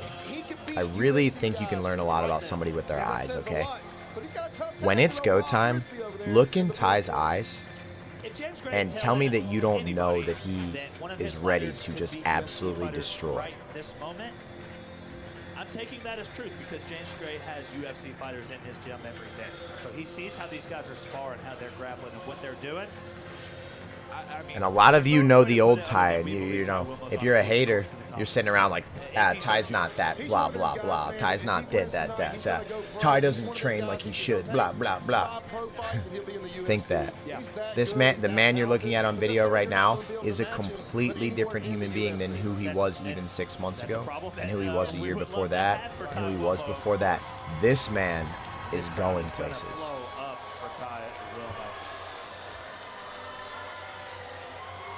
Tail of the tape. This is interim middleweight championship. Yeah, like it says 85 there, 6'2". but Both guys on weight. Wilmo 5'1", Grigsby 4'7", and Grigsby 1 year the elder. Let's get this one going. Here's Lance Green. Ladies and all of you guys that follow our page, I'm sure you saw, literally, it was like Ty has this opponent, Ty has that opponent, Ty has this opponent. People just kept backing out over and over and over. So we got, Robert stepped up. We didn't even think Ty was going to fight. Robert stepped up and said, I'll fight him. Let's go. Look at his eyes right now, guys. Look at the eyes of the man on the video. His height, 6 feet, 2 inches, and his weight. And to be honest with you, there was a little bit less animal in Ty in this fight than some of his other fights because he was friendly with Robert before. He was thankful for Robert. He was very happy that Robert agreed to take the fight because he thought he wasn't fighting. So he had like a little bit of a friendliness there. His last opponent, Austin Striegel, that he literally ended his life in, what, 8 seconds or whatever? That guy got up in Ty's face and tried to intimidate him and walked out acting all, like, bigger than Ty. That Ty was in full primal animal for that fight. So you can still see it. I mean, he's still got... But see, like, the way he brings his hands up, touches the glove? It's a little different because he's thankful for Robert. He's happy that Robert stepped up, etc. And, not to be disrespectful, he absolutely knows he's going to beat Robert. Glove touch. Rob says no. Nice Inside low kick right off the bat. Head kick. Man, he's so fast. Robert kind of loads up a right hand. Ty Wilmo. Big leg. Grigsby's on the guillotine. He's on the guillotine. Ty could have easily finished that double leg, but he wanted to do like a Titanic slam, and it actually got him a little bit of danger there, but luckily we do so much guillotine defense. If any of my guys get guillotined, I'm going to feel like kind of a failure as a coach and probably teach guillotine defense for another month, but... I'm so sorry about that, Hacker. What I was going to get at, the last time we saw Rob Grigsby, he was getting beat up against the cage because he kept that overhook the whole time. He never tried to pummel in. Ever. Beautiful. Beautiful lift and slam. There wasn't really a lot to evaluate on the wall because the opponent wasn't presenting any real strategic resistance. He was just kind of standing on the wall trying to stay on his feet. So Ty was kind of able to just level change down, scoop him up right into a crucifix, even with him being in half guard. Crucifix isn't really that effective from half guard, but if you can entangle the arm even for a couple seconds, right, you can do a little bit of damage. The problem with that is we should break this down, right? I shouldn't say all good things about people, right? The problem with that is, guys, chasing in half guard makes you have to elevate your leg. I missed the pause, but it makes you have to elevate your leg to try to step over. Well, that allows them to bring their leg through, so they can re-guard you easy. It's not worth trading, trying to chase that step over and then getting put back in guard when you should just finish your pass and then crucifix them the right way from side control, if you like the crucifix position. Ty can basically had an arm choke people from everywhere, so like that was him kind of goofing around like he was going to get it from guard. Ty's, you know, playing a little bit of staple work here. He feels very confident in his defense. Robert does a good job of using his knee shield 3 times in a row there because Ty was just kind of using a basic staple passing system and didn't make any adjustments when his opponent went to the knee shield, and because of that, Robert was pretty easily able to stop the pass. He does there. Good job by Ty Wilmo. So that was Robert trying to kick off, and due to him trying to kick off, he gave up a pass. You just can't do that at the higher levels. He gives up a mount very easy. I mean, there was legitimately no resistance to that mount. Ty Wilmo passes to full mount on Rob KO Grigsby the third. I don't remember how this set up, or He's doing a really good job. I remember it ends by submission. I don't remember exactly how it was set up. He's already split him up with an elbow that he dropped. Oh, grabbing the neck, dropping the hand over. Very nice. I mean, you got a D1 athlete who started at Michigan all 3 years. Oh, head and arm choke. Yep, rolls. It's over. Ty's so good at this strangulation. It's like kind of his thing. Fight's over. Guys, I want you to watch the reaction, by the way, from Ty at the end. Normally, he's screaming, he's excited, he's primal, he's vicious, he's... Look at... Remember back when I said he wasn't in the same primal state? He knew he was going to win this fight. Well, a lot can happen in the fight. I'm not saying that disrespectfully. A lot can happen. You can lose a fight, you know you're going to win. But he felt he was going to win the fight. He didn't really care about the weight advantage. he had a appreciation for his opponent, so he was a little bit less lethal. And right here I'm telling Robert, hey, because Robert was really pissed when I got in the ring. He was really angry, and it's like, dude, you stepped up when so many people said no. You said I'll fight him. Like, you gotta. We have respect for that, bro. That's what Ty wanted. Ty wanted to put on a show. He's fighting in Michigan at Novi in front of his family and friends. He wanted to give the people a show. Yeah, you're dead there. Most people can't finish their head and arm from that position with the guy being that much on the side, but I'm telling you right now, having seen Ty do his head and arm choke, I only think there's maybe 1 or 2 people in the gym that could successfully defend his head and arm if it's almost locked in. Beautiful work. All right, let's bump to... Wait. Was that the last fight, guys? No. Oh, they're just showing the main event. I was going to say Dante fought. What are you talking about? I thought it was main event. I'm like, this is not... With shorts with a zipper on them. Co-main event of the evening, CJ Hunter. Here we go. Mitchell in the ground shark yesterday. Okay. From Brighton. I don't want to interrupt this. I have 6 other teammates on the card that are fighting. We're the majority of the card, and I'm the only pro representing my gym, so I want to lead by example. Even though I'm the actually, I need to. Last fight, but I still want to show everyone what a pro level MMA fighter. Did he just say, even though it's my last fight? So I want to lead by example. Even though I'm the co-main event, I'm the last fight. Oh, I'm the last fight. Okay, guys. Really quick, I gotta tell you something about Dante. Dante was in the middle of rearranging his entire life. He's met a woman that he fell deeply in love for overseas in another country. He was going to be moving to Thailand. He was going through an incredible internal battle because he's like leaving his team and his family and his friends and the people that have loved and supported him for a long period of time that he loves and appreciates. And he's moving across the world to start a new life. And so as excited as he is for that, he was dealing with a lot of pain of like the separation that was coming up and losing all the things that he's worked for in his life and his team and all these things. So Dante's headspace was like real up and down to this fight. He was like really like on top of the world. I can't wait. And then kind of like down and then back up and then back down. So Dante, I can't believe that he even wanted to do this fight having all of that on his mind. Like he was leaving for Thailand like 3 days later. He was fighting with paperwork to get overseas. There was a lot going into this. So out of SFS looks like. My goal with MMA is to just to fight. I just like training. Honestly, I just like martial arts. Everything about it. I like the discipline.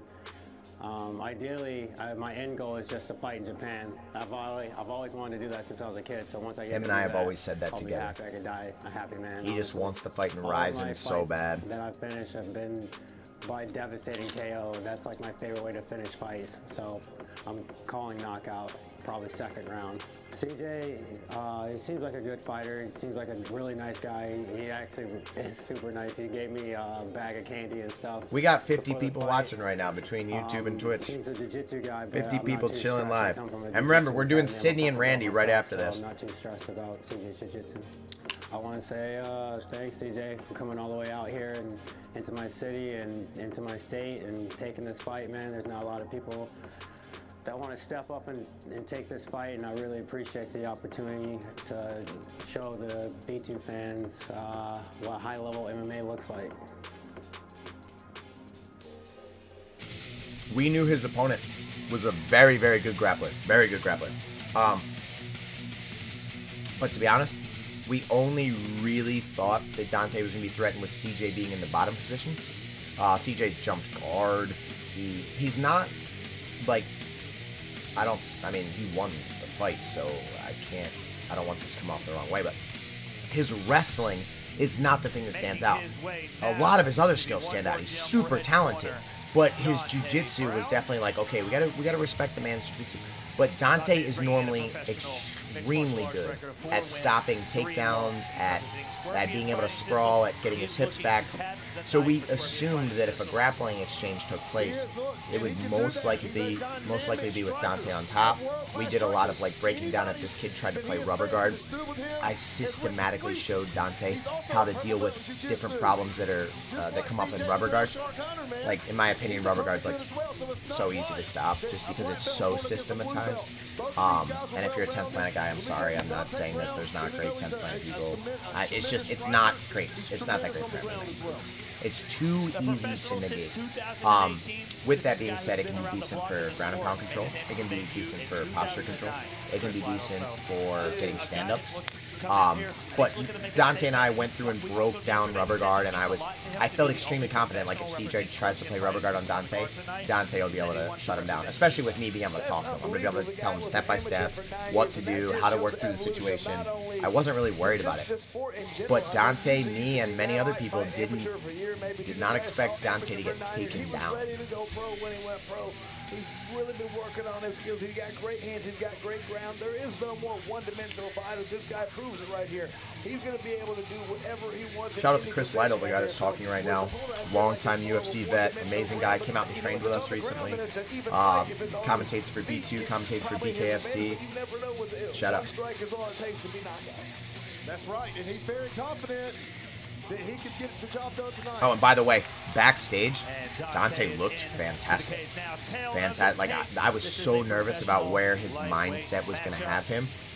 Man, he looked fantastic backstage. 156 taking on 154, 7-8, 4-3. Dante Brown, 3 years the older. Let's get this one going. Here's Lance Green. Ladies and gentlemen, I hope you guys are enjoying these fight reviews and these breakdowns because, you know what, I really enjoy them. I enjoy watching the fights again. I have my perspectives from fight night, and then I usually do like a film study like right after, like the next day, or as soon as the videos come out, I'll watch them a couple times and I'll like just take mental notes about what I have to do for the athletes to make them improve. But to like go back and from a different perspective, you know, look at it fresh again and break these down, it's really enjoyable. And it's enjoyable to engage with the guys that are watching with me and, you know, and hear your input. And fights out of St. Louis, Missouri. His name is CJ Ground Shark Hunter. Record stands at 4 wins and 3 losses. He's the Inferno now? 6 feet. That's news to me. He was never the Inferno before. How did that happen? Who gave him that name? I like it. Obviously, Dante's Inferno. It makes perfect sense. I just had never heard it. I just found that out now in real time. Oh, Dante's tuning in. He said, I got up early to watch these. I'm so glad you started doing these. Dante, I've been enjoying them a ton, man. It is really good. And it's something we'll have forever. We'll be able to go back and look at the film study and do the breakdowns. And, you know, hopefully it's a good tool for improvement. Dante is tuning in live, ladies and gentlemen, from Thailand. Contingency, of course, here for Dante Brown. So if you want to show some love, throw it in the comments. He's watching with us. All right, here we go. Right off the bat, like I said, Dante looked phenomenal backstage. Me and Jackson Barlow were looking at each other like, oh my God. Beautiful teep by CJ off the bat. Nice low kick. Dante's low kicks are devastating. It was a really nice low kick again. I want to tell you, man, he fought Aaron Mitchell very, very well. And Aaron Mitchell is a dynamic striker. Guys, if you want to see a clinic on how to throw a teep properly in MMA, watch this. I'm going to tell you, man, he fought Ready? Chopping the leg, right down the center. You just feint it, go right down the center. Beautiful teep. I like how Dante Brown, he knocked him Again. down. He didn't even go after him. Man, that leg is going to... What do you think? If you don't fight, you might not realize how much damage is being done to that leg. Oh, he is destroying that calf. Again, I love it. But we got to get the hands going right now, because if we don't have the hands going, we have no threat to stop them from trying to shoot a takedown or close the distance. There we go. See, I kind of knew we should back this up a little bit, because this is a really good lesson for people that are fighting. Okay, so you found a weapon that's working, right? And it's working with good success rate. You are hurting your opponent. The fight is just... We are 35 seconds into the fight, and you've done some substantial damage. You have hurt the opponent. And he might not show it. He might have a really good poker face. I'm telling you what, 5, 6, 7, 8 more of those. He can't even stand up, okay? But when you find a weapon that works... You have to start, okay, I know that works, but I'm going to get my jab going. I'm going to get my level change going. I'm going to cross to the body, because otherwise the opponent is going to quickly switch their strategy because they're losing to a problem. So right now CJ is getting picked apart with his leg, so he's going to just on a fight IQ sense, he's going to change the dynamic of a fight if he is a good fighter. So at this point, we got to be we have to start earning respect. See how he's walking us down? We got to be throwing across here. We got to be stepping with a knee. We got to earn respect. He doesn't respect us. And there's an entry. Wide. Honestly, that was just a phenomenal job of CJ right there. Dante kind of was responding decent. Yep, he goes to the wizard. He goes to the... Yeah, the body lock's already in.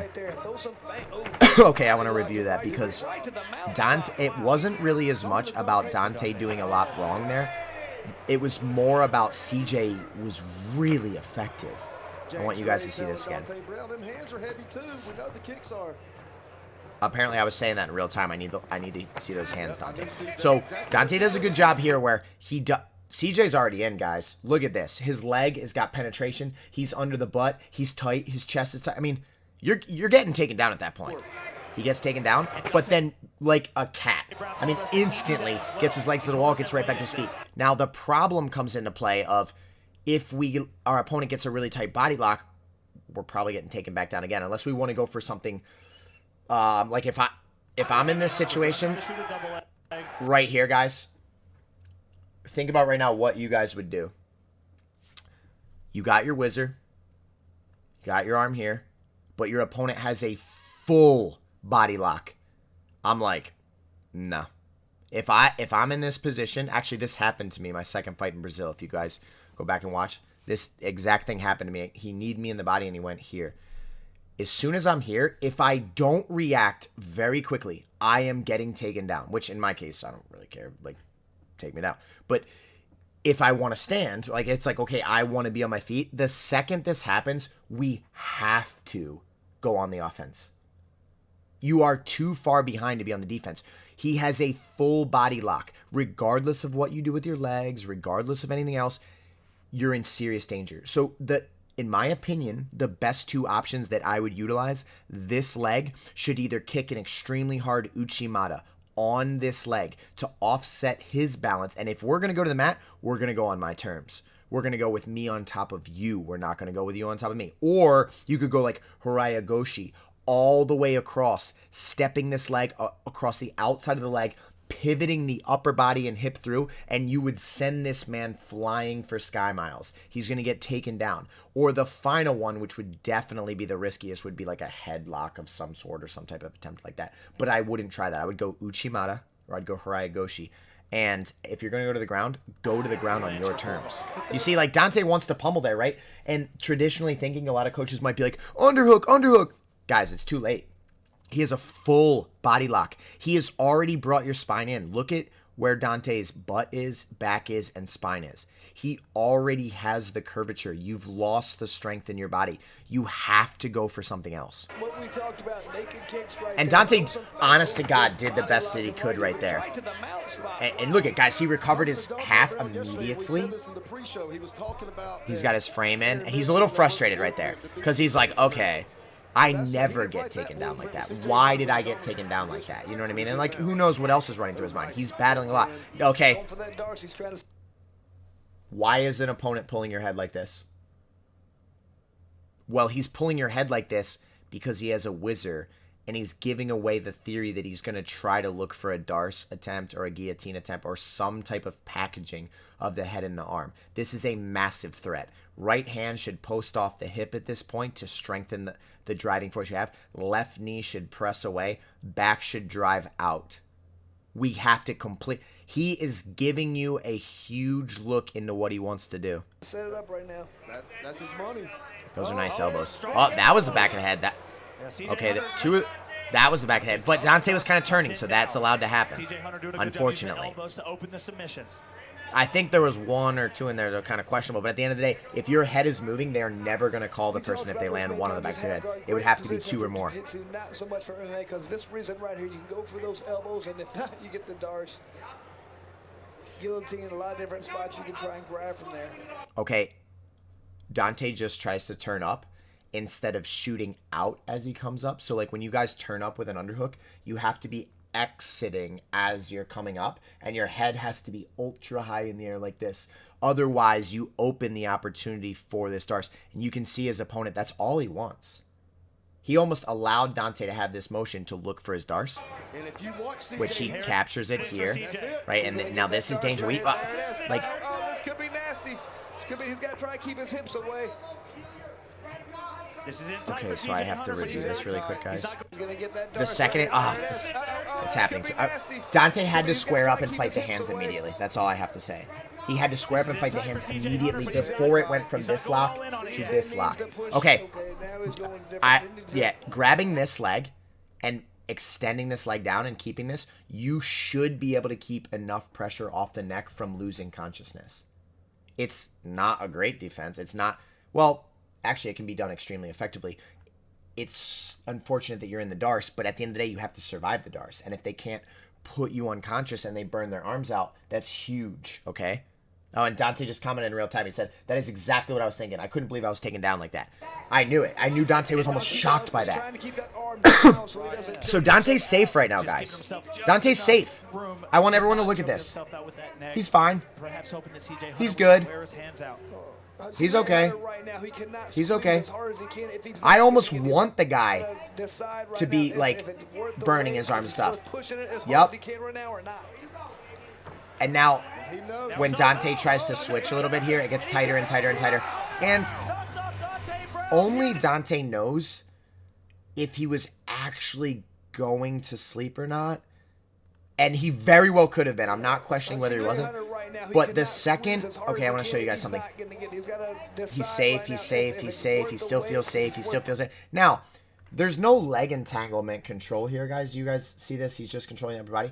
Dante can continue to walk the hips out, and he might even be able to come back to his knees if he hip switches. And if he hip switches, he might be able to fight more effectively from there. A lot of this is like possibility because you are in a Darce. But now at the very end, like he actually brought the legs back in for a second and got tighter, right? Because it puts more contortion on the neck, which thereby strengthens the strangulation coming from this arm. But if you guys look, do you see this gap? In my opinion, at least from the look of this tape, it looks like although incredibly tight and uncomfortable, you should remain conscious, but that is a decent strangle. But still, there is some separation, but clearly there's a strangle being applied. And the way that the front of the neck is secured, this looks like a blood choke to me. Oh, but did you see how he could open his arm to, instead of to push off, if he would take his arm and drive this way, like imagine Dante's left elbow. Let me see if I can get his face not grimacing. Hold on. CJ Hunter right now, he cannot squeeze as hard as he can if he's not going to get it. He's got to decide right now if it's worth the weight, if it's worth pushing it as hard as he can right now or not. Okay, guys, see how he can move his arm? See this gap? This elbow with your lat strength, everything you can possibly pull down has to be pulling down, trying to open that side if you gave up on holding the leg. Or see how we're straight again? You could go, I mean, it's kind of lame, it's just stalling, but you could bring your leg back up and try to re-secure it and just go back to that, like, stalling to survive. I don't know if he would have lost consciousness or not. But then again, like I said, Dante was dealing with so many things in life, in his mind, in all of these things. Then in that moment, all that stress, he knows he got caught in a phenomenal submission by a great grappler. Unless you're in that cage, you never have the right to judge how someone does or doesn't. Okay, so let's pull up Cindy and Randy real quick. Those would be the last two fights of the night. Let me get this off the screen so you guys don't see the person's login information that gave me this.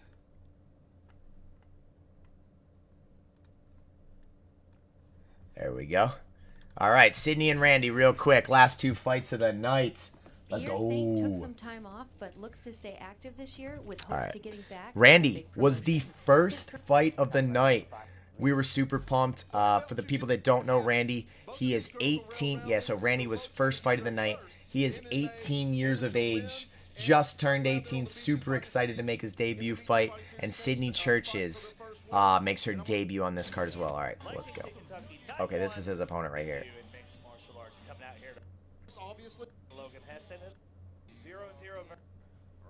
There he is. Randy Wheeler, ladies and gentlemen, I love this kid. He's gone through a lot of struggles lately. He's trying to find himself as a person. He's trying to find how to be a healthy man. He's trying to find how to have a healthy psychology. But he wanted to step in this cage. And you know what? He fought his heart out. You'll see. 0-0 versus 0-0. However, Randy Wheeler has been training mixed martial arts for 8 years. He started Brazilian Jiu-Jitsu at the age of 10. I love this kid, man. I met him as a little tyke, probably 10 or 11 years old. There's a video floating around somewhere of him having these big puffy boxing gloves on, trying to punch me in the face when he was a little kid, and I was like moving and messing with him and poking him. But this kid has had fire in his heart since I met him at maybe 10 or 11 years old. Like, he's just a great kid, and he would come in and train, and he would leave for a little bit, and he would come in and train, he would leave for a little bit, and then he finally said, you know, James, can I please make a debut? Here we are. Really good skills, and we're starting to see more and more like guys like Randy Wheeler, these kids that have been. Hey, let's skip to the fights, guys. You know what? We got to get his announcement, right? There we go. Come on, Randy Wheeler. He trains with Scorpion Fighting System and fights out of Howell, Michigan. And tonight in the B2 Fighting Series cage, making his Tell you what, there's nowhere in the world that kid would rather be right now. He was so thankful to be in there. And by the way, I didn't know what to expect out of Randy, because in the gym, he is heavy pressure, throws bombs. Sometimes I have to tell him, like, dude, settle down. You are cracking. He doesn't really take a back step. He is always on you, whether you're a UFC fighter or you're a pro or you're an amateur. He's going to come after you. So I had no idea what to expect. Really nice 1-2 off the bat. Great hook. You know what, guys? It's not in the best quality. Hold on 1 second. Quality is not... Oh, I can't change. Wah, wah, wah. Okay. So he landed a really nice left hook. Hits the guy again. Okay. The guy shoots for a takedown on Randy. Randy wrestled. Stops the takedown. Excellent. Just reverses it. Puts it on his back. Good takedown secured for Randy Wheeler right here. Laying in the ground and pound right now. Heston doing everything he can to control the Scrambled well. Oh, excellent. All right. This fight is kind of short, so I got to make sure I do some breakdown for Randy. But he looked good on his feet. He looks composed. His hands are a little low. Let's be honest. He could have had the shields a little bit higher. But his reaction time to that shot was outstanding. Shuffled. He noticed the guy went... Yeah, he noticed the guy stopped driving forward. Instantly shucked him to his butt with an underhook. Beautiful fight IQ. He's on top. He's looking to ground and pound. He's landing his shots. Look at him, hip pressure. Soon as the guy tries to kick out, chases the back, puts his left hook in, takes the back all the way, gets the right hook in. Guys, I mean, that was fantastic. Really nice job. And he's fighting a good grappler. This guy, his opponent is more of a grappler than a striker. That's why I was shocked kind of by his 1-2 and his clean. So even though Randy only has one arm around the neck, we're really good at strangulations at my school. And I knew for a fact that, like, Logan was really uncomfortable right now. And he was so focused on the second hand that if Randy... Yes, that's what I was about to say. And I couldn't see that when I was actually there live, guys. But when someone is really dominating your elongated arm, I want you guys to watch. Okay, do you guys see? Not the arm that is around the neck. And first of all, if Randy was a little bit cleaner here, his hand wouldn't just be chilling here. It would be anchored onto his opponent's back. But that's also difficult to do with MMA gloves. So it's not easy to have a really good anchor like it is with an open hand when you have an MMA glove. So it's not that wrong. Like, I'm not that against it. But see this elongated arm? If someone is dominating this, instead of trying to, like, look to go rear naked choke, you just want to look to violently rip the elbow towards your side and connect a gable grip, like go palm to palm like this, and then you go to like a short choke variation, or there's a couple ways to finish it. The other thing that you can do is you can shift up onto that side, which allows you to hide that arm, reestablish it with better position, and either butterfly grip, palm to palm, something like that to look for the finish, which he does. I didn't even realize he did that. Watch. He comes up, and then what does he do? He rips the arm back. He hides it, so the opponent naturally goes, if this arm isn't in the fight, let's attack this arm. The problem with that is Randy's going to instantly re-engage. He's going to place his head in position, which it's not right where it should be, but he's able to connect the grip, and when he has that grip, he's going to strangle you. Choking him right now. And I think his opponent knew it. His opponent is a grappler. He understands jiu-jitsu. His opponent knew when that lock came in. And he could have fought more, and I think, in my opinion, he should have fought a little bit more. But he knew he was caught. And look at the excitement on this kid's face. Guys, it was such a short fight. Let's watch it one more time, then let's go to Sydney. Oh, Jesus. Okay, one more time. Uninterrupted. Let's enjoy Randy Wheeler. Yeah, great reaction. Shoots in from way out yonder. A good takedown secure for Randy Wheeler right here. Oh, man. Laying in the ground and pound right now. Yeah, he is. Heston doing everything he can to control the arms, but Wheeler passes. Oh, man. Look at this. He's already got the back. Alex Hacker, he's already got the hooks in. You don't want to be in there scrambling with a guy who's been wrestling all their lives. You know, this is how this game tends to work. This is a bad spot for Logan. He's got to try to turn in. Work the Sydney's hands. up next. The hands. That's underneath. Left arm's underneath the chin here. You can tell, I mean, the kid's pulling. He's yanking on the arm. He's trying to get off. He just can't move it. Randy is as strong as a bull. Anyone that's grappled with him will tell you he is strong. Logan's doing a good job, man, by fighting this choke off. What he needs to do is Watch how he shifts up. The guy goes to attack the other arm. It's over, guys. Beautiful. Beautiful. Congratulations, kid. Proud of you, man. Hey, I want you to watch this moment, Randy Wheeler. When you put in work, when you dedicate yourself, when you overcome the obstacles you're dealing with, when you avoid the pitfalls of society, when you find a way to be your best even when you don't feel it, this is what happens. Congratulations, man. It was a phenomenal night, and I know you enjoyed yourself in there. Let's go to Sydney. All right, guys. Yo, actually, really quick on the stream, I'm going to show you guys one of the most impressive knockouts I've seen from an amateur.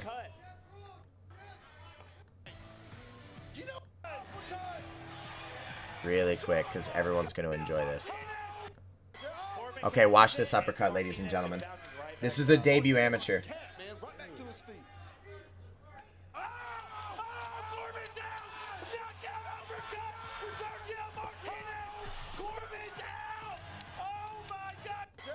Catches it, and Martinez just bounces right back up. Martinez like a cat, man, right back to his feet. Alrighty then. Let's go to Sydney Church. I mean, that was incredible. Shout out to that guy.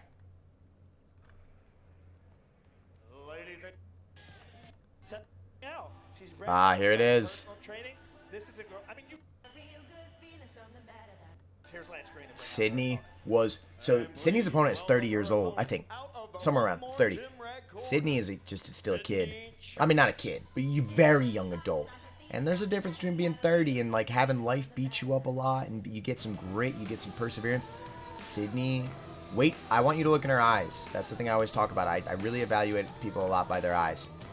This woman, Sydney, wanted to be there. She wanted to get into a fight. She wanted to bust her opponent up. She wanted to make a statement. Oh my god, I forgot I don't have my comments up for my YouTube video. There we go. Dante said, no, I wasn't going to sleep for some reason when I got my elbow on the back of the head. My left arm went numb. And if you look at my hands, you can see me dig into my glove to keep it grappling. Dante, I just noticed that comment. Yeah, no, I wasn't going to sleep. Yeah.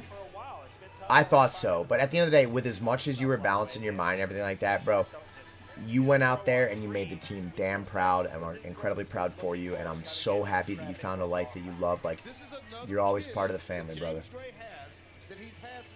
Tyler Piddock says, when I get a vehicle, I'm going to come and start and train. Let's go. All right, I wasn't watching any of that with Sydney, but I don't need to see the walkout. We'll just keep playing. You get to see like Sydney coming up, making her, amateur debut. You've given her all the tools she needs to be successful tonight. And it's like James said, hey, man, I don't know what to expect from her. I did actually say that, guys. I said, listen, I don't really know what to expect of Sydney. I don't know. Is she going to try to grapple? Is she going to try to strike? Is she going to try to use her wrestling or wall work? I have no idea, because Sydney has skills in every area, but she's never been in a fight. She's never been in a boxing match. She's never been in a kickboxing match. She's never been in any of these things. But at the end of the day, she was like, James, if you get me a fight, like, I'm going to beat a person up.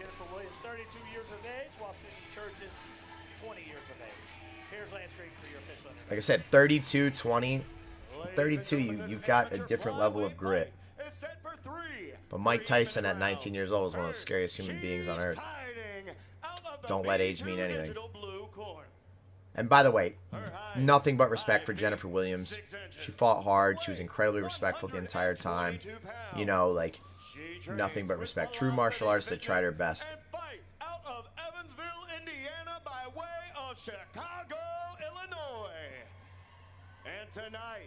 Guys, do you see the eyes? I want you to look at her eyes real quick.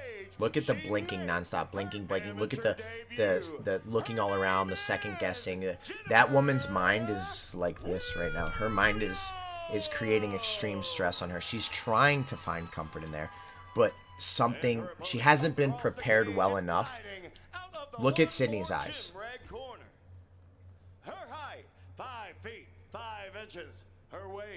Let's actually do a case study, ladies and gentlemen. This is something to learn so much from. I want you,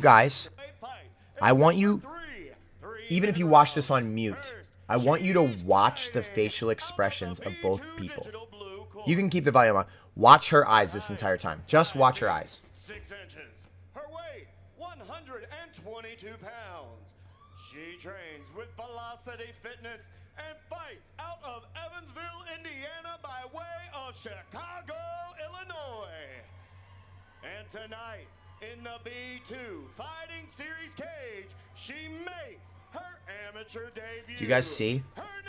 That comes down to environment, coaching, obviously the individual mental preparation, backstage procedure, trust in team, trust in coaches. Now watch Sydney's eyes. Who is more dialed in and engaged in the moment, more focused, more ready to do what they have to do?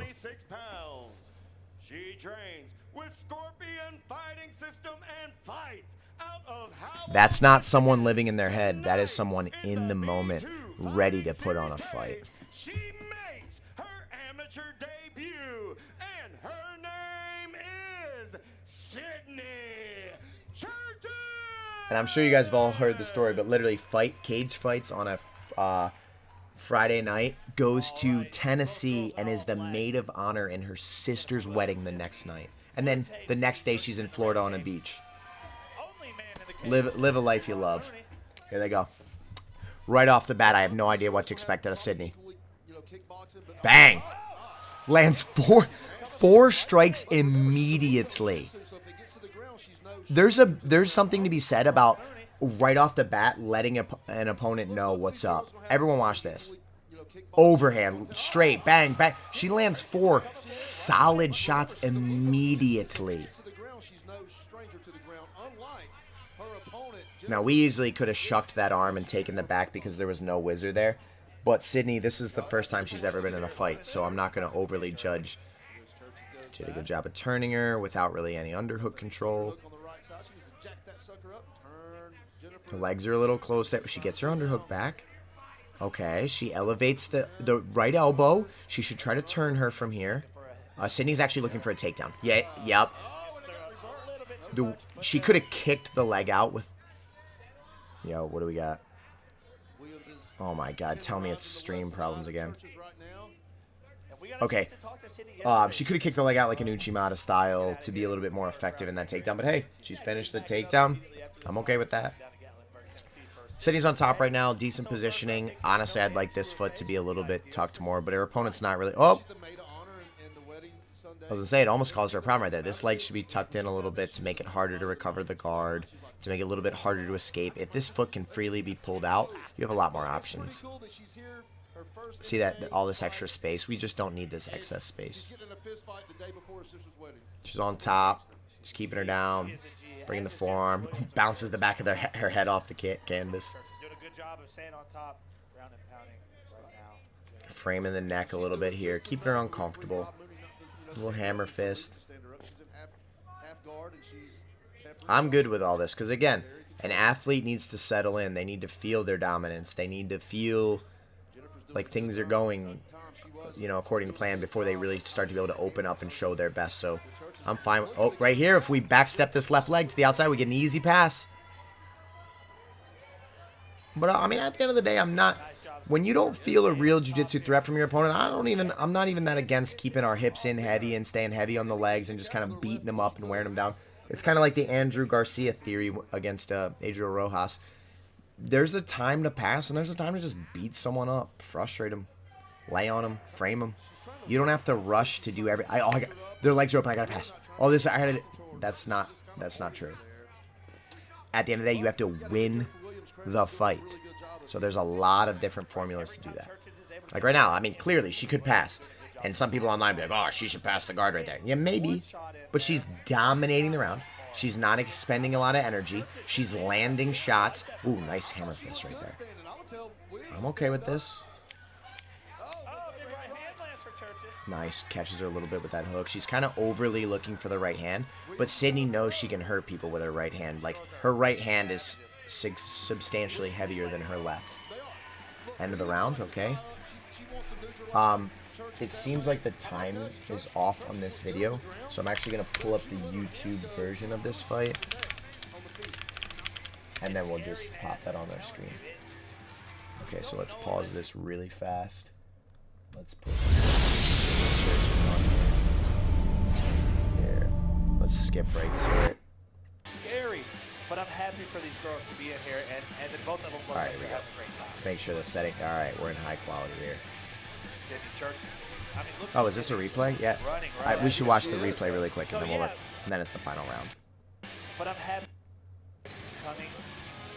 Scary, man. All right, here we go. You don't know unless you hit that thing. But you have another. Now we won't have stream problems because this is just the fight video. Guys, I want you to look at how calm she is, by the way. Look at she's feeling great, happy to be in there. Like right there, we could have Uchima'd that leg and it would have been more effective. But you can hip it. She almost got rolled through. If her opponent's other leg wasn't stuck there, she would have got rolled through. You can tell though, Sydney wants to be in a fight. Look at this. That girl is going, oh my God, like chill out for a second. Sydney's like, no, we're in a fight here. And you can see the marks on the face. You can see the mannerisms. You can see the breathing differences. Look at the eyes, guys. Look at Sydney. But she's doing a good job on neutralizing her. But look, if you're neutralizing the hands and you got the hands, you got to try to get out, too, at the same time. Very dialed in. Very focused. Acknowledging me with those little head nods, but has never broken her gaze at her opponent. That's a woman that's ready to go. What a G. You see her, she's like, oh boy. Also looks like she's having fun. Face is real red. You can see her body is kind of feeling it from the fight. It was high stress for her because Sydney was so imposing. She never took a back step, and she's not again. Look, man, she is just winging that right hand to land it. Obviously, guys, it's her debut. She's so young and she's new to competition, so like they're not landing yet. But wait until that girl learns how to land that right big overhand more and more. Like, look, and she is coming after you. She does not respect you. She is coming after you. I mean, respect her as a person, just not as what you're going to do to her in the fight. Gets the underhook, turns her. Very nice. Williams does a really good job on neutralizing her. Good little sneaky knee there. No real power, but shows that she has the type of thinking that she wants to diversify her strikes. Good frame there out of Sydney, but if you have the frame, you might as well just turn. Like, active feet and turn. No reason. Oh, little uppercut. You got to live by underhooks up against his cage. She has the right side underhook now. She could easily trip that leg. Everybody see this? She could just back trip. Sydney likes tosses, though. She likes a lot of throws. She'll go for hip tosses, headlocks, double legs. She kind of likes that style. James Gray's 100% right. You got more leverage there, and you can get that angle. Church is sneaking in a left uppercut there. Williams looking like she's going to. Sydney's arm is kind of trapped right here. Obviously, if the opponent tried to circle for her back, she would have to switch it to a whizzer. She's trying to frame the face out to create separation. But if it gets too stuck, you kind of almost either want to utilize it into the whizzer. Oh, she did. So remember I had talked about like headlocks, hip tosses. Like it's kind of Sydney's game. Look, so she tries to hit. She does. She kind of like headlock, hip toss together. Steps right to mount.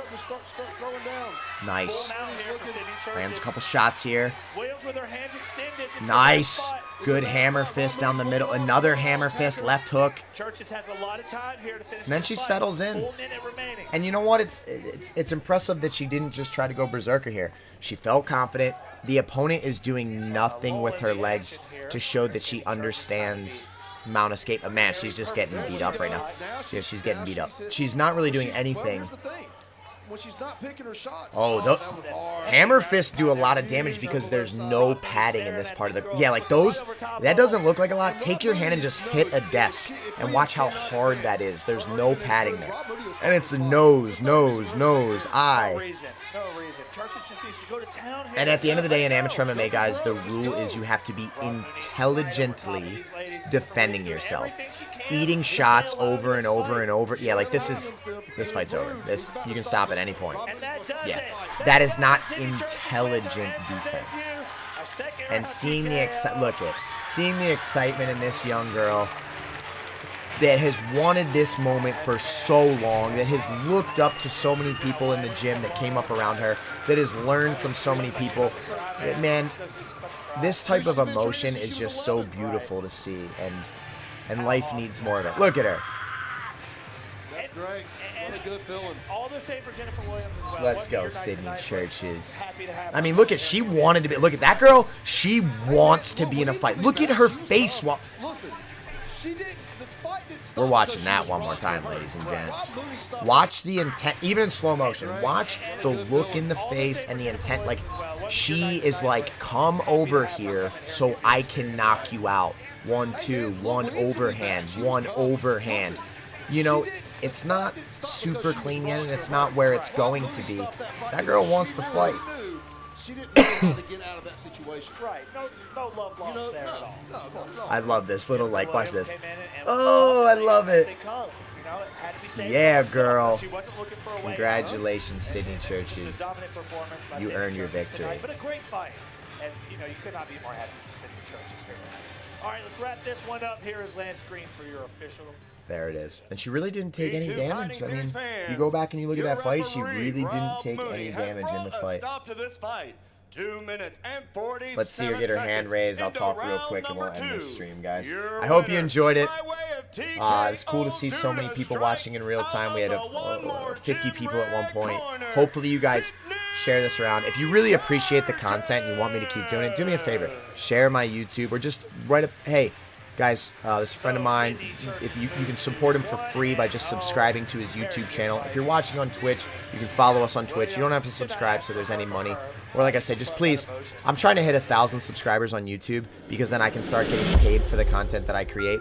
I'm at like 800 and something. I'm not far. I'm very close. So every little bit helps. It means the world to me. And like I said, this is what I love. If someone offered me $1 million a year to go sit and work for a company, sit at a desk, do a job, I would turn it down. I would say no. What I'm doing is what I was meant to do, what I love. I love inspiring. I love helping others. I try to be the man that I felt like I needed during my roughest times in life. So if you guys appreciate this, like I said, do me a favor. Subscribe on YouTube. Get your friends, get your boys and your girls to subscribe on YouTube. I'll hit that 1,000 subscribers. And, I hope to do these regularly. Anytime we have fights, if we have the videos, we'll do evaluations. Like, we just had a couple people fight at Motor City Casino. We never really get video from Motor City Casino, which is super unfortunate. But when people fight, I'll do breakdowns. So we have another fighter this weekend. Miles steps in the ring for his 4th amateur bout. Trying to even out his record. And hopefully, that yields a positive result. He is 1-2 right now. He's fighting at 2-2. Should be a great fight. So thank you guys for tuning in. And thank you to each and every one of my fighters, especially. Like, you guys have no idea how much positive energy you bring into my life, how much you guys inspire me, how thankful I am for you. And not just my fighters, like all the people that are a part of this dream, like the people that have been with me since the basement, all the people that are supporters, whether you're in the gym as a supporter or you're a fan or you're just, somebody that likes to throw positive energy our way. I appreciate the hell out of you. So, thank you guys for tuning in. Thank you for following.